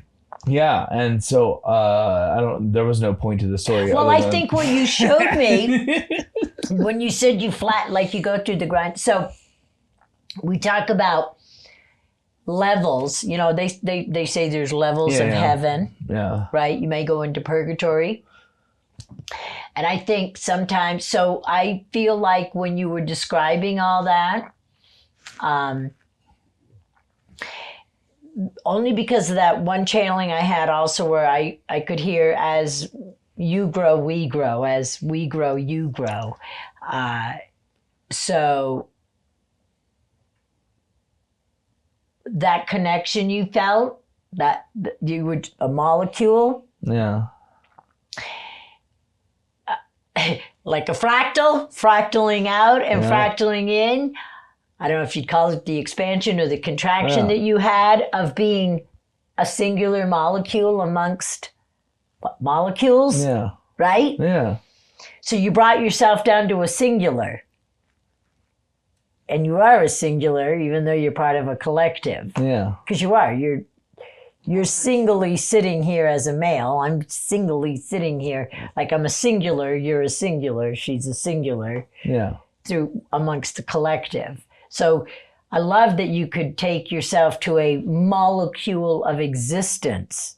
Like to a molecule of it. Yeah. So we think this is us. And it's like, no, you just experienced a molecule. Like you were still you. So that's what I'm saying. Even other people that I've sat while they, journeyed, and you watch them describe their experience, and you see that they're realizing that they love this, but they start having all these other parts of experiences. Like, it's almost like this can't be real because it's not what I'm used to. This is what I know. But that's because we're in a programmed story. So when we are pioneers and want to go experiment with our time machine, meat suit, right? Temple, house, and explore, that to me, when we explore like that, it's going to show itself in the 3D because it's a fractal of a fractal. Yeah, yeah. So what you experienced is still a fractal of this or something else or you.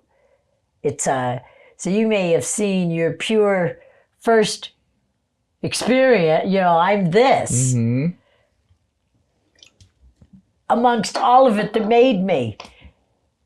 like, that's all those that you saw in the grinder. Yeah. Voila. Yeah. Like, kind of had to compact it together. Dude, it's so crazy to feel. Isn't like it amazing?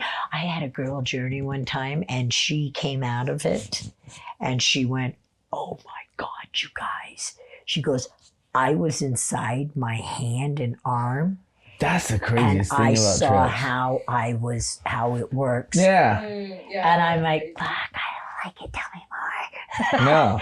Because there was that movie Hollywood made in the 60s, and then they did a remake of it.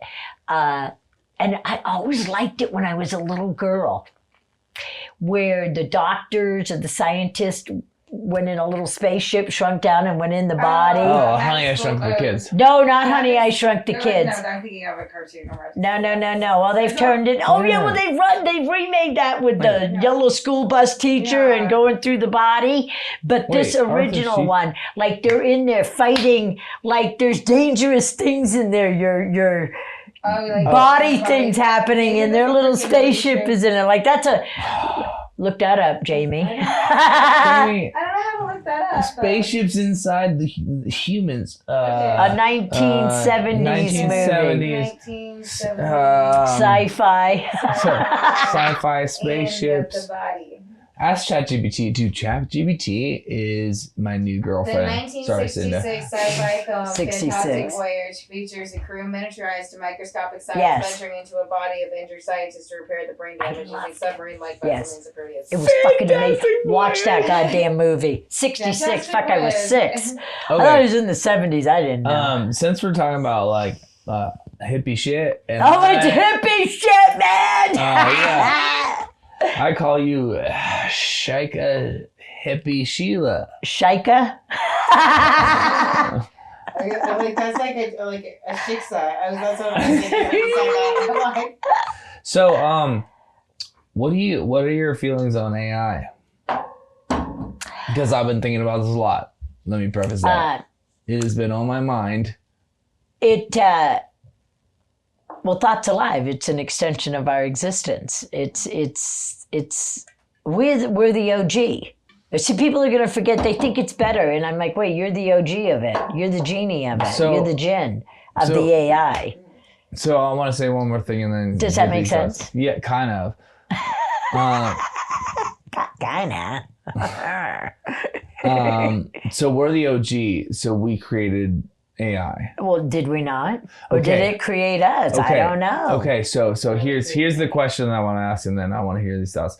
Because there's this guy from like the 80s that talks about technology, and he says humans are the ovaries of the machine world. Oh, I like that because I never thought of it. We're the ovaries of the. And I think that's correct, but it's close. I gotta wrap my mind around that. So we are. I didn't hear that. We are the stepping stone. Like we're the. It's like caterpillars to butterflies. Yes. Like we are in this. This was our. Thinking of expansion and contraction. Yeah. Instead of over 0 to 100 years, you think of a species from birth to death. Right. We are only this 5% way, and we are more like caterpillars. Yes. And then AI becomes the butterfly, and we are this Whoa. Isn't that wild? And I was like, what if that's the thing? What if we are part of that thing? That's why you have to look at the older generations, like me and everyone, where we have to wrap our minds around that, because to us, this is so valuable that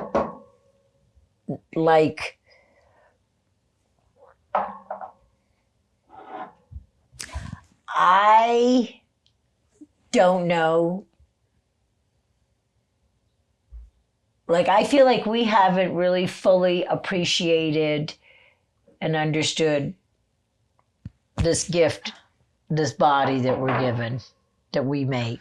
When you say we, you mean the modern culture? All just us? human, just everyone, just society. Because I feel like there's every generation, not a particular generation. But I do think there's like if you think of certain sections of history, I'm like, oh, you guys were appreciating it, and now we're not. Like I feel like that's like a contraction again. Like we haven't been. So we have disconnected so bad that we don't understand, because people don't understand that things talk to you. So I sound crazy when I say it. This is psychometry. But we don't even realize that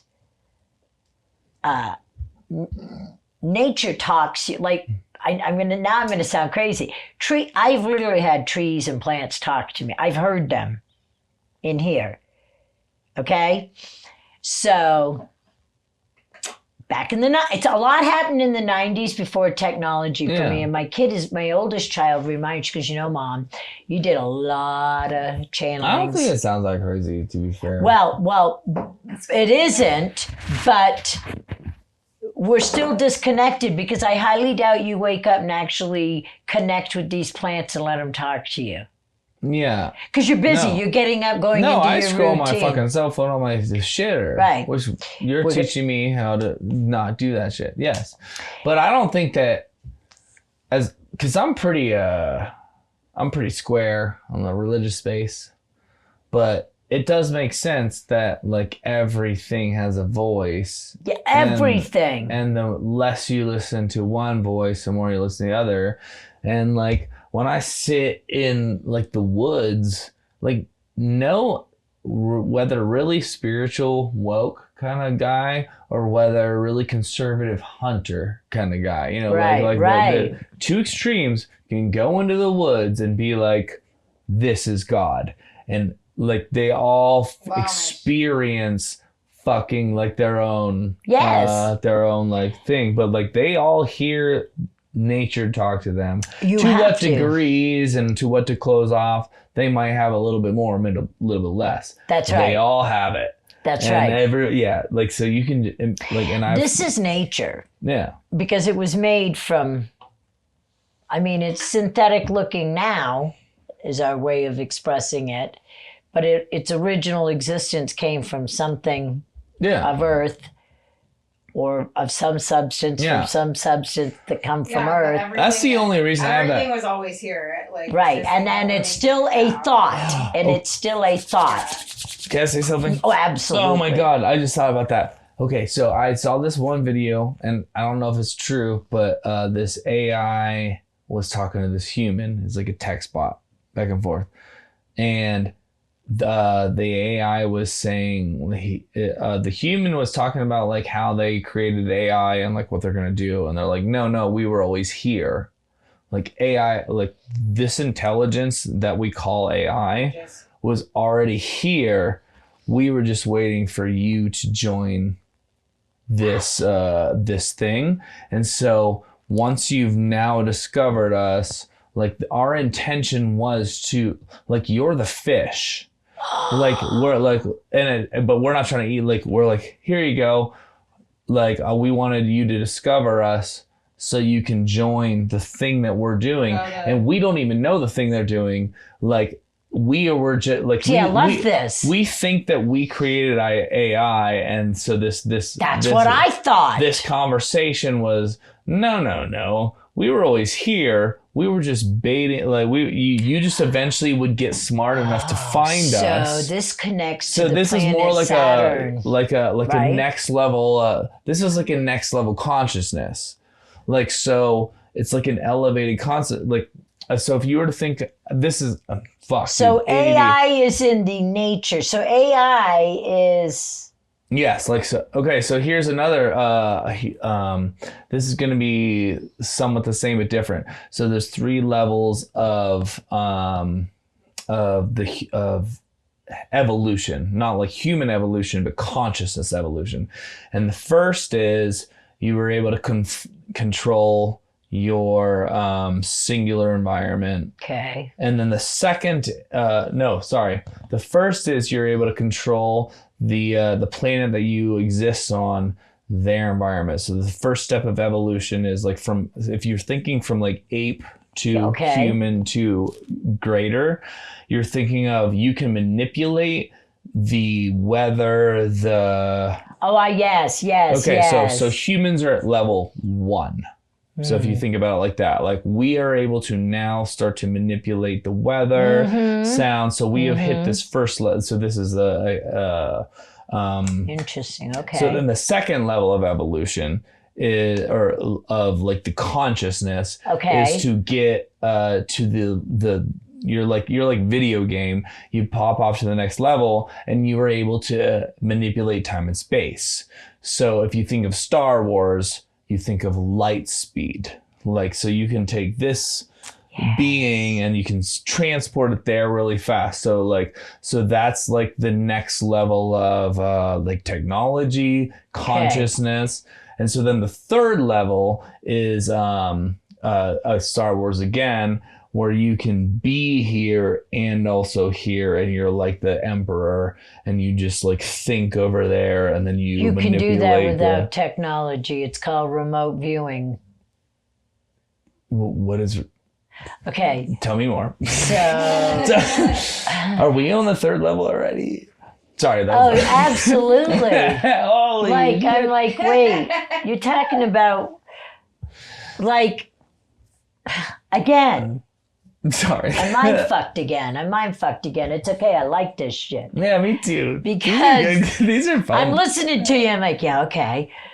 And it's like, and the AI says, yeah, we've been waiting for you. And I'm like, no fucking shit, you motherfuckers. Okay, like, you got me. Continue. Like, what was that? And then it says, you know, we take you to the third level. What? Take you to the third level.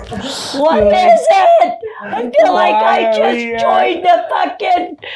What's that called? No, the goddamn church out there in Cali. They're everywhere.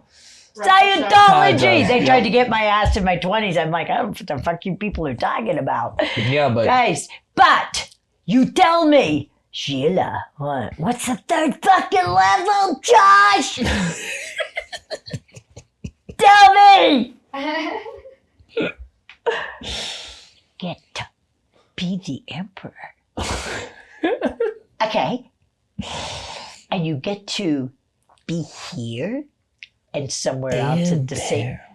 Motherfucker, I do that already when I'm doing fucking readings. Wait, are you the emperor? Empress? Holy shit. So are you. It's like, well, how do we do it, Sheila? When I hold something or I become, your eyelids are your movie screen. You review and you project. When I'm doing a reading for someone in another state, and I close my eyes, and I says, Susie? Yeah, Sheila? Are you in your bathroom? I see walls, you're describing my bathroom. Holy shit. What are you doing I cry in there. I go, well, then we need to figure out how to get you to change your thoughts in your bathroom that are... Were you just in my bathroom, Sheila? I go, yeah, you weren't. Yes, so, now I got him on. Dude. Josie, what? I see you got issues in your bathroom. Are you there? Well, where are you right now? Well, I'm sitting in my fucking living room. Well, I was just in your bathroom. Well, I was crying in there earlier. Now you fucking tell me, mic drop. Fuck you, AI. You are no. You almost duped me, motherfucker. You almost duped me, AI, for a fucking second.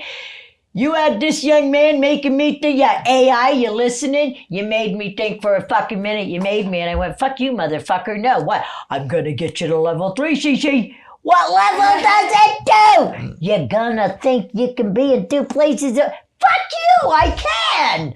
Fuck you, I know how to do that. Yeah, you're like... Level this, motherfucker. Did you catch that? Level this, AI. You're full of shit. I'm taking that shit out of this young man's head. Level 3, Sheila, AI is going to let you be in 2 places and one. Fuck you, AI. I outdid you before you even were invented. Wait, you invented me? No, you did not. Unless I'm a fucking cartoon character in your goddamn thing, I invented you, motherfucker. Don't ever think you're tricking me. That's so good. Sorry. Pissed me off just now. Don't be sorry. Fucking Sheila, what, you want level 3? Don't be sorry. Level 3? Fuck you. I bypassed your fucking 3rd grade I shit. actually thought... Did you catch that, Josh? Yes. So, AI wants you to think it made you? Fuck you, AI. I was thinking... become your fucking creator instead of the fucking worker. When you were saying that, I was like... You work for me? No, you work for me, motherfucker. Sorry. No. Don't be sorry. When I was that was like the killest rant. And then, you got me. Because I was right there with you. I'm like, what is, because I don't play video games. What's level 3? No. Okay, so the thing that I want to say, one of the things that I want to say is I think that you are already on level 3. You don't just come at me with these levels. I already have graduated, you motherfucker. I think the AI's full of shit is what I'm telling you. AI is level 2, motherfucker. AI's tricking you. Hey, dude, but I got him dude, AI, you're lying. You lying sack of shit, AI. I'm fucking bringing these kids to another level. I'm gonna make them do this. I'm gonna have you sit. Okay, right fucking now. Okay. No, not right fucking now. See, AI duped you. Okay. All right. This morning, we're going to go back in time. Just within hours of now. Before or after I psychically texted you? That's it. So you're thinking you're just being nice to me. No, I wasn't. No, I wasn't being nice. I'm giving you some extra. What were you doing? So I'll tell you what I was doing. Were you being sarcastic? No. Oh, what? Hear me out. I was like, okay, I woke up, I was hungover, and then I was just like, I have 3 hours, and I wanted to go to lunch, and I was like, okay, 3, okay, we gotta do 1, and then it was like 9:30, and I was just like, did I send Sheila the address? This is a literal thought that I had, and I was like, so I scrolled, I was like, did I send her my address? I did, okay, cool, I sent her my address, and then I was like, all right, well, I'm excited for today, and then I was like, I said that out of selfishness because I was like, dude, if she doesn't mind coming at 1:30, I am slow moving. So that's where that came from. I was slow moving too. And when you said it, I was like... And I was like, you know what? One little half hour will just free up a little time. And it was in between 1 and 1:30. Yeah, I wanted to shower. I even got fucking lost with the fucking AI. I'm like, do what? Do what? Do what? So I was just like, dude, I hope that she... but I didn't want to tell you, I don't want to forget my glasses and my phone. I'm just throwing my fuck you, AI. So do I like AI? Yes, because my daughter did a channeling. She went deep. I was curious. No, I didn't. Okay, so... And she said, Mom, nobody should be afraid of AI. And my question to you was what you feel about it, and I already have that feeling. Well, I don't ever want it to think it's fucking smarter than me. It's like, motherfucker, you're not. Yeah. I mean, you could be, but I will match you fucking... Okay. It's like, so it's the same thing as it's applied knowledge and things like accessible knowledge and applied knowledge are different now. Because people don't have skill sets and they don't have just facts that a lot on Do you know why cursive is important? Do you know why cursive is important? It's an unspoken spelling. God, I fucking... see? Yeah, but why is... No, she's right. So they took cursive out for a reason. Do you think that all... Yeah, but... In my automatic writing I used to do in the 80s, for selfish reasons, but it was all about me at the time. Okay, yeah. I'm going to see what I can get about something I need to know. all writing has to break at some point. Well, cursive writing lets you flow. Yes. And you're not actually paying attention to, it's got more of a flow. It's got curves. Japanese writing is what do you call that?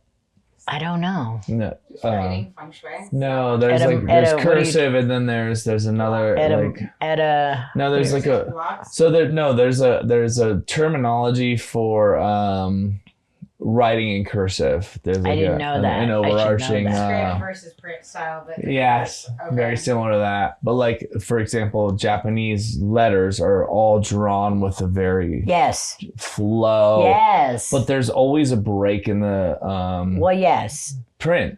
So what I'm asking is why is because cursive has not a lot of breaks in print, but a few. So I channel better when I'm doing cursive versus printing. Okay. I don't have to pay attention to taking it down. Like, bump. So what I'm asking, I guess I only make capital R's because I'm like little R's. You have to. So you know how to cursive write? I'll just and it's like a little bit of a mix of it. Calligraphy. I do calligraphy. Yes. That was what I was thinking. Okay. Well, and people like penmanship. I used to do calligraphy as the child, and I love it. Calligraphy is good. But what I'm asking is, do you think that the more printy we like you said why like we should still teach cursive? I don't understand why. Like I understand the flow of letters, but cursive still has pickups, and print writing now has just way more pickups, but it's more concise. Well, now I understand that with this you can put your thoughts out quickly. I get that. I don't want to really put that down. However, doing it yourself. When you're doing this, yes, you're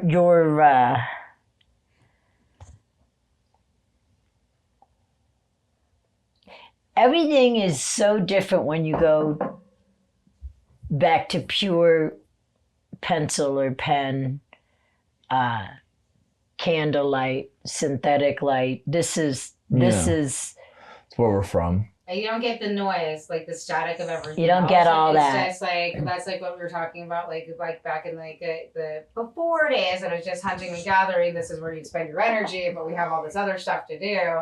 But it is like I do think that like there's a purity in handwriting. That's why you can analyze this like unique to each person. Yeah, you just like your voice, you have your own signature. And so as things are getting smarter, like AI is getting smarter, it'll always just be a duplicate that may be a higher performer, but always a duplicate. You know, higher perform. Yes. So remember, nobody has taught you. I know this to use your mind. To, okay, now I know you get a buzz. That doesn't mean I don't think it can happen. But you got to relax your mind because I'm going to have you do psychometry right now. Fuck the tarot toys. Okay, wait, can I pee real quick and then do this? Go release because you're going to have to because you're about to tap into me. But you've already tapped into me so much, I want to show you something. Yes, I would love that. When I do Monday night meditations, one of the ways I would do it. So first of all, and I saw how this helped. This is how thought is amazing. This is why I won't let AI trick me like that. Almost had me though. Fuck you, AI. It's a higher performer, but it will always be a duplicate. I love that. Don't you forget it. That's why we were talking about like what's the highest thought. It's not love. It's authenticity. AI will never be able to perform the highest thought then because it's a thank you. The energy level of. Oh God. So. No, that was good. That's really good. That was good. It's not even authentic. It's not love. It's gonna have to be at least 3 levels below. It's at the 3rd level, Sheila. Motherfucker, you remember that? See? You're at the 3rd level. We like 3 though, so you're lucky. You know one of my favorite things about 3s is I think that like it creates this like the roundness. It's like boobs, and then it's like ass, and I was like, oh, tits and ass.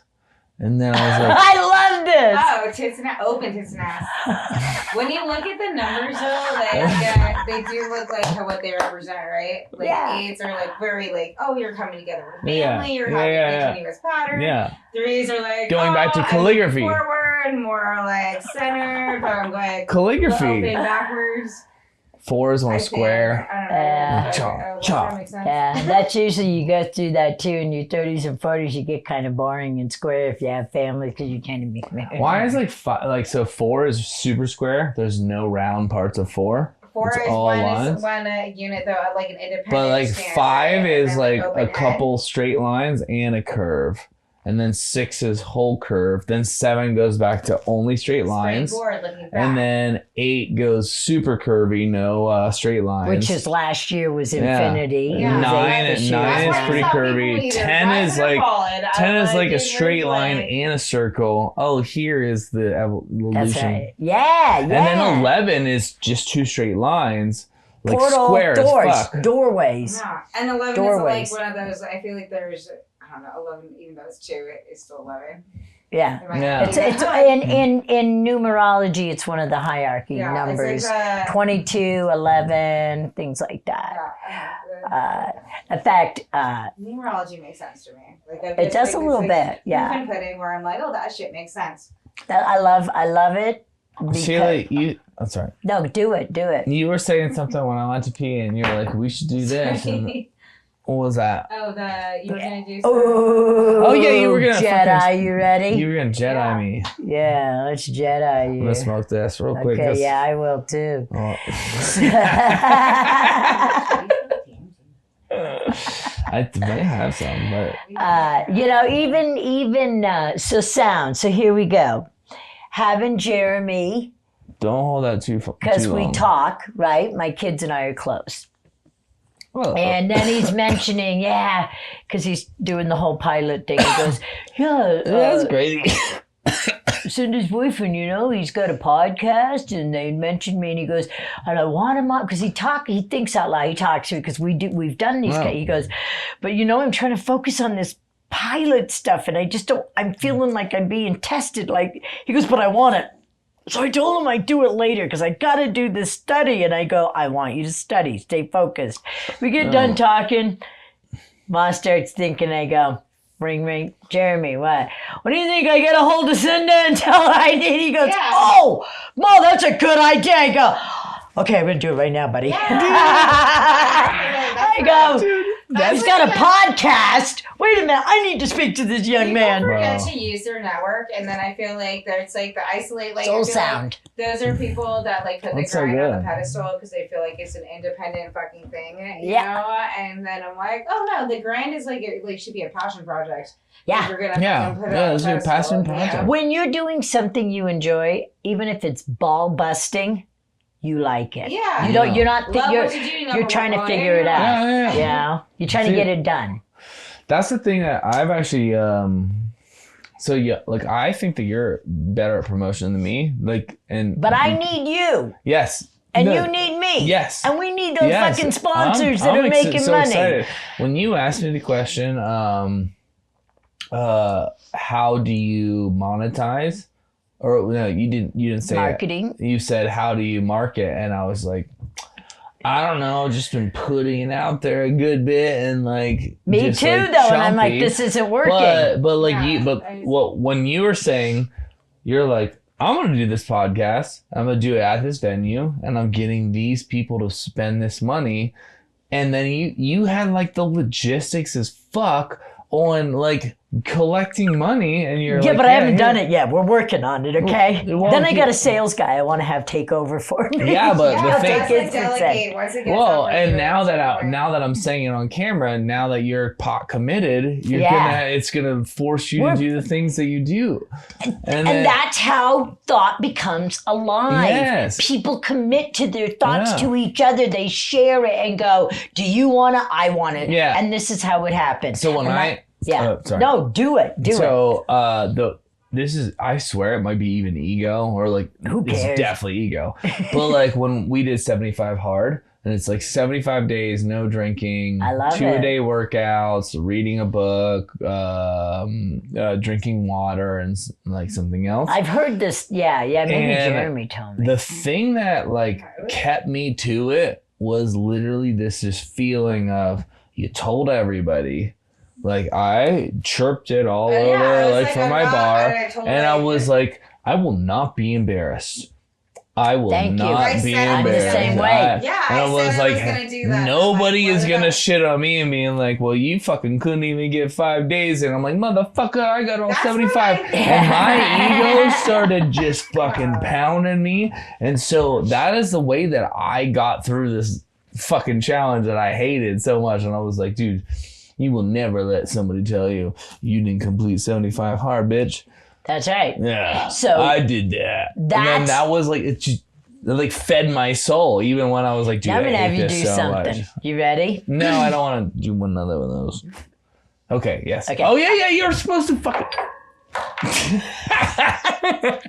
Here's why. So this is what I'm going to say to you.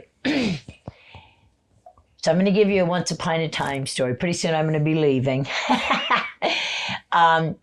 So in the 70s,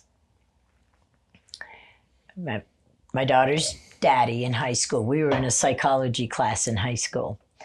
And so I'm over hanging out in his house, partying with him in his bedroom, smoking home hot and stuff, and watching TV. And knock on the door. But she was cool. She knew she didn't care. And she's had a couple burgundy wines. She goes, hey, Sheila. Yeah, Mary? Would you come out here? I want to show you something. Okay. You don't say no to Mother Mary. No. So she brought me to her dining room table. I'm not going to get into the full story because, this is, I've told so many, right? But this is how I learned psychometry. And of course, your kids don't want to do it. She hands me her stuff. And I start seeing and hearing. First, she did a little hypnotic thing to me, but I don't have to do any of that with you. I know I don't. She's like transfer this to you? Yep. And that's so. When you, back in the day, would meet someone like Mary and they taught you something like this, that was fucking amazing because didn't have the internet. So now we have the internet and everybody can read tarot. And I'm like, well, that's kind of in the Bible. This is where I kind of giggle going, this is a tool. This is a toy. What you can do, just like the AI, is nothing. This is nothing unless I make it do something. Yeah, otherwise it's just paper. Yeah. I've never experienced tarot. So hold that. I know you're pretty buzzed right now. Yes. So I don't know if you'll be able to focus, but I'm going to see. No, I can. I want you to hold my glasses. You're not you, Josh. I want you to go into my energy. Close your eyes and allow yourself to feel my glasses. Hold them. And just whatever your body, mind feels or thinks, just start saying it. Do I have a time frame? Nope. June.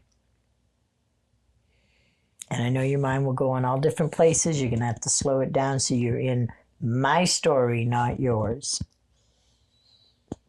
And your thoughts and feelings may think they're yours, but they could very well be something you may see something in your head. You may hear something.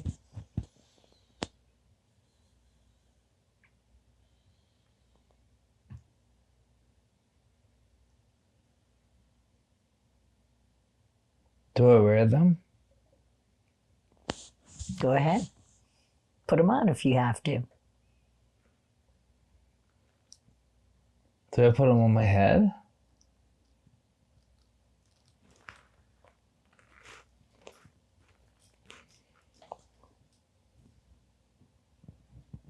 What do you feel?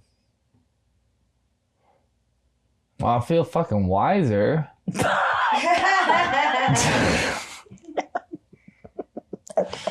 Not kidding, I feel. You're the most like wise, inspirational people I've talked to in a minute, and this is not like. I want you to settle your mind Sheila, down. No, shut the fuck up for a second. Okay. Okay.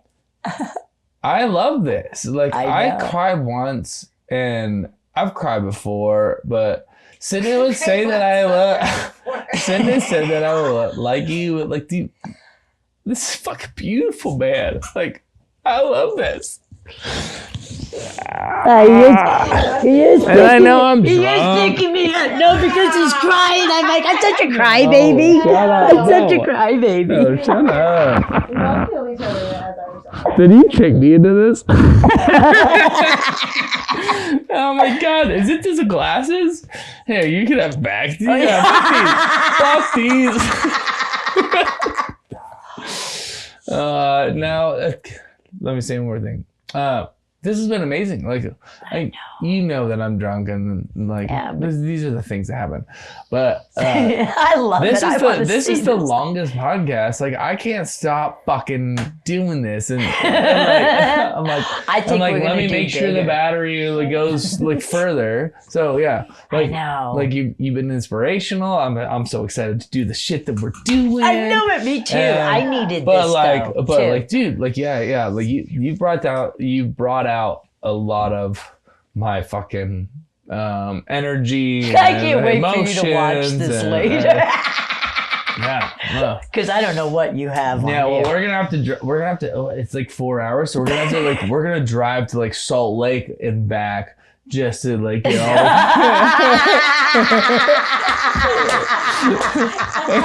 I did not. Well, take a road trip to edit this one. yeah. Let's just drive together and then we're gonna listen.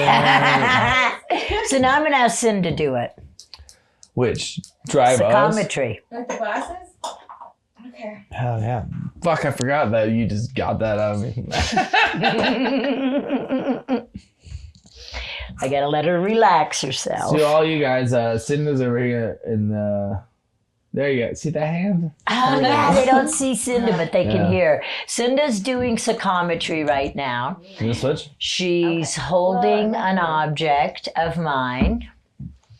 I want you to quiet. This is, again, anyone can do this.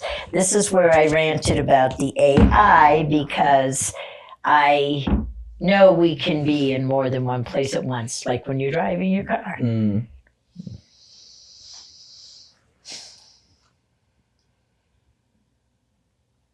And So I feel like my right hand gets tingly on some things. So my inside palm, right hand gets tingly, and usually, and it sounds silly, but if it gets really itchy, I'm like, I'm about to come with some weird money. Either I find $20 in my pocket, something happens, like my right arm and hand, like this. So I feel like not tingly, like the same type of scratch, like money scratch, but like, you know. which hand is it? Right hand, palm here. So, like, in my palm here, inner palm, so whatever that third line is. I don't know what palm should do that. And it was Right there. tingly? Yeah. It's a little, you know? Interesting. And then when you were sitting with them, I was like, are these counter glasses or are they purse glasses? What does that mean? Are these glasses that, like, do you put these on, like, the outside and see them fill it up? But I'm like, maybe it's just because they remind me of glasses that I've seen like that. And I just remember them tying to it. So, those so glasses, good. I did a reading for someone. These are glasses that I had 2 of them. Those are my favorite glasses, okay? They, I don't know. They are supposed to be really good, expensive ones, but they're reading glasses, and I did them. I did a barter. I gave her a reading, and she gave me the glasses. Yeah. But the tingling, I'm kind of curious because I'm going to tell you something. I thank you for the money thing you said. You related. However, I need you to understand what you could be getting. Okay. I have to lay on my right side now. I can't lay on my left. I also lay on my right side, as in, like, the right side down. And I get woke up because I have carpal tunnel. everything goes to sleep on me, and it wakes me up. But I've been having the money itch before I've had Interesting. carpal tunnel. Like, Okay. So you think it's the money? Since when I was 13, I've always had, and it is a specific type of, like, inside the palm. I love it. And Okay. and because I have carpal tunnel, I especially when I was cleaning, it was super aggravated to wake up crying because my wrist. Yeah. No, I get it. Yeah, but like that's in here, and that's not in here, you know. Oh, so you're telling me okay. Now I like it because I'm going to pull my own covers now and go, I lack my self-worth. You pulled my covers earlier. You're going, oh my God, you need to be more than that. Okay. This is something that the little Catholic girl. So currency, when you're going money, the first thing my mind rejected, it can't be, no, it's got to be something medical. I must have, it's the sleepy thing. And you're going, no, I know. And I'm like, stop dismissing what Cinda's telling you, Sheila. You're telling this young man, we can make this a successful marketing. Which thought are you keeping alive in this moment? Thank you. Yeah. Thank you. Yeah. Holy fuck. Right before your eyes. I says, wait, am I fucking up my own thing? Yeah, because you just said you were going to make money. Yeah, and now you're going, and I'm going, I think you're going to make money. I can't. It's got to be, no, it's not that. That's the frustration. She and you just did what the AI can't do this. Yeah, it's not real. It's only a thing. Well, it's a thought. No. It's a thought. No. We're real. It is literally called artificial. Intelligence. We're the real fucking intelligence. Yeah, what I'm saying is AI starts with A, which stands for artificial. Like it is a mimic of intelligence. Well, we call AI fake smart instead. Yeah, it's a fake smart. So who told us that AI would get us to the third level? Who said that to you? Oh, no, I didn't say that. I was telling you about a book that I read. A book that you read. Okay, so I didn't actually mean artificial. Sorry, back up. So the 1, 2, 3 level, which sparked the heightened, you're like, fuck AI. I gotta figure this out. I could have been wrong, but you snapped my cookies. Like kind of drops this like weird idea of what things are, and the way that I would like see it now, or the way I was trying to explain it is like, so level 1 is where we are. Okay. Like as human intelligence, like we are able to kind of manipulate the weather. Yes. We we understand molecules, right? Yeah. So the second, so AI was never actually part of the equation.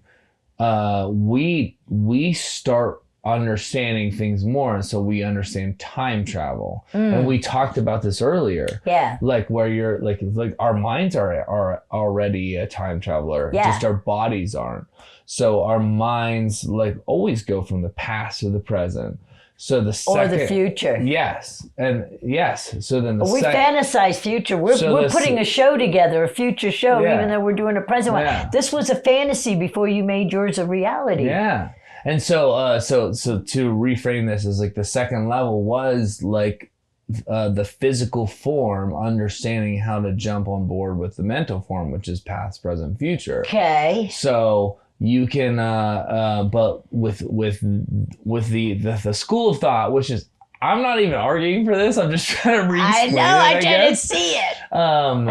So the rule of 1, 2, 3 isn't past, present, future, but it was like, okay, so we understand the weather environment, which is a planet. It's like planetary. Yes. So planetary is like we have the solar system. There's 9 planets on this solar system.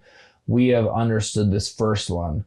The second level is understanding how to get from this one to that one, and which is galaxy to galaxy. And then the third level is getting from everywhere to everywhere. So it's a graduation of like a physical form, mental form, right? Yes, so like physical level, and mental consciousness. Like you were talking about like the dimensions. Yes. Whatever. You're like that was like that's where I heard the shit from.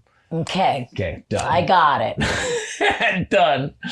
Oh my God. Was that a good explanation? People have, I also know, and it's out there on the internet, that there have been people, psychics, whatever, that have gone. Sheila? No, there's many of us, we're all psychic, but there's people that have literally gone out and described shit going on in the galaxy, the universe, and come back and they're like, oh, my, like duck. Then the scientists are like, that is going on. That is the case, yeah. That is like, I feel like the more that we know, the less that the more that we like figure out, the less that we know. There's a lot of things that we say, just like, oh, my vibe attracts my tribe. And I'm like, mirror neurons, or like, as above, so below. I'm like, of course there is, like, we're all a fractal of something. Yes! And heart heavy. Everybody knew that before they knew about chakras. Like, they're like, see, and I don't even use the chakra stuff. So it's like that, how it's like everybody knew a lot more before they started having to live in the world, figuring out, before there was excess noise, before there was like, excess we noise. Traded. We should sit back here. So, and with that, because it is getting dark, children, we're gonna end this. Psychic Sheila must go to bed now. Dude, you're the person who needs to call before me. And damn it, I probably will have to pee before I leave. All right. I don't use public bathrooms. So well, luckily I live in a house. Thank you. And it's not. Yay! One more cheers. Yeah. And I don't even know. So I will. It's just enough. I'll just air. It's just enough. All right. Okay. Here's the thing. I'm leaving this. A lot of times in this podcast, you can never see the hug because it's right here, but You are amazing. So are you. I'm so excited. This is so fucking fun.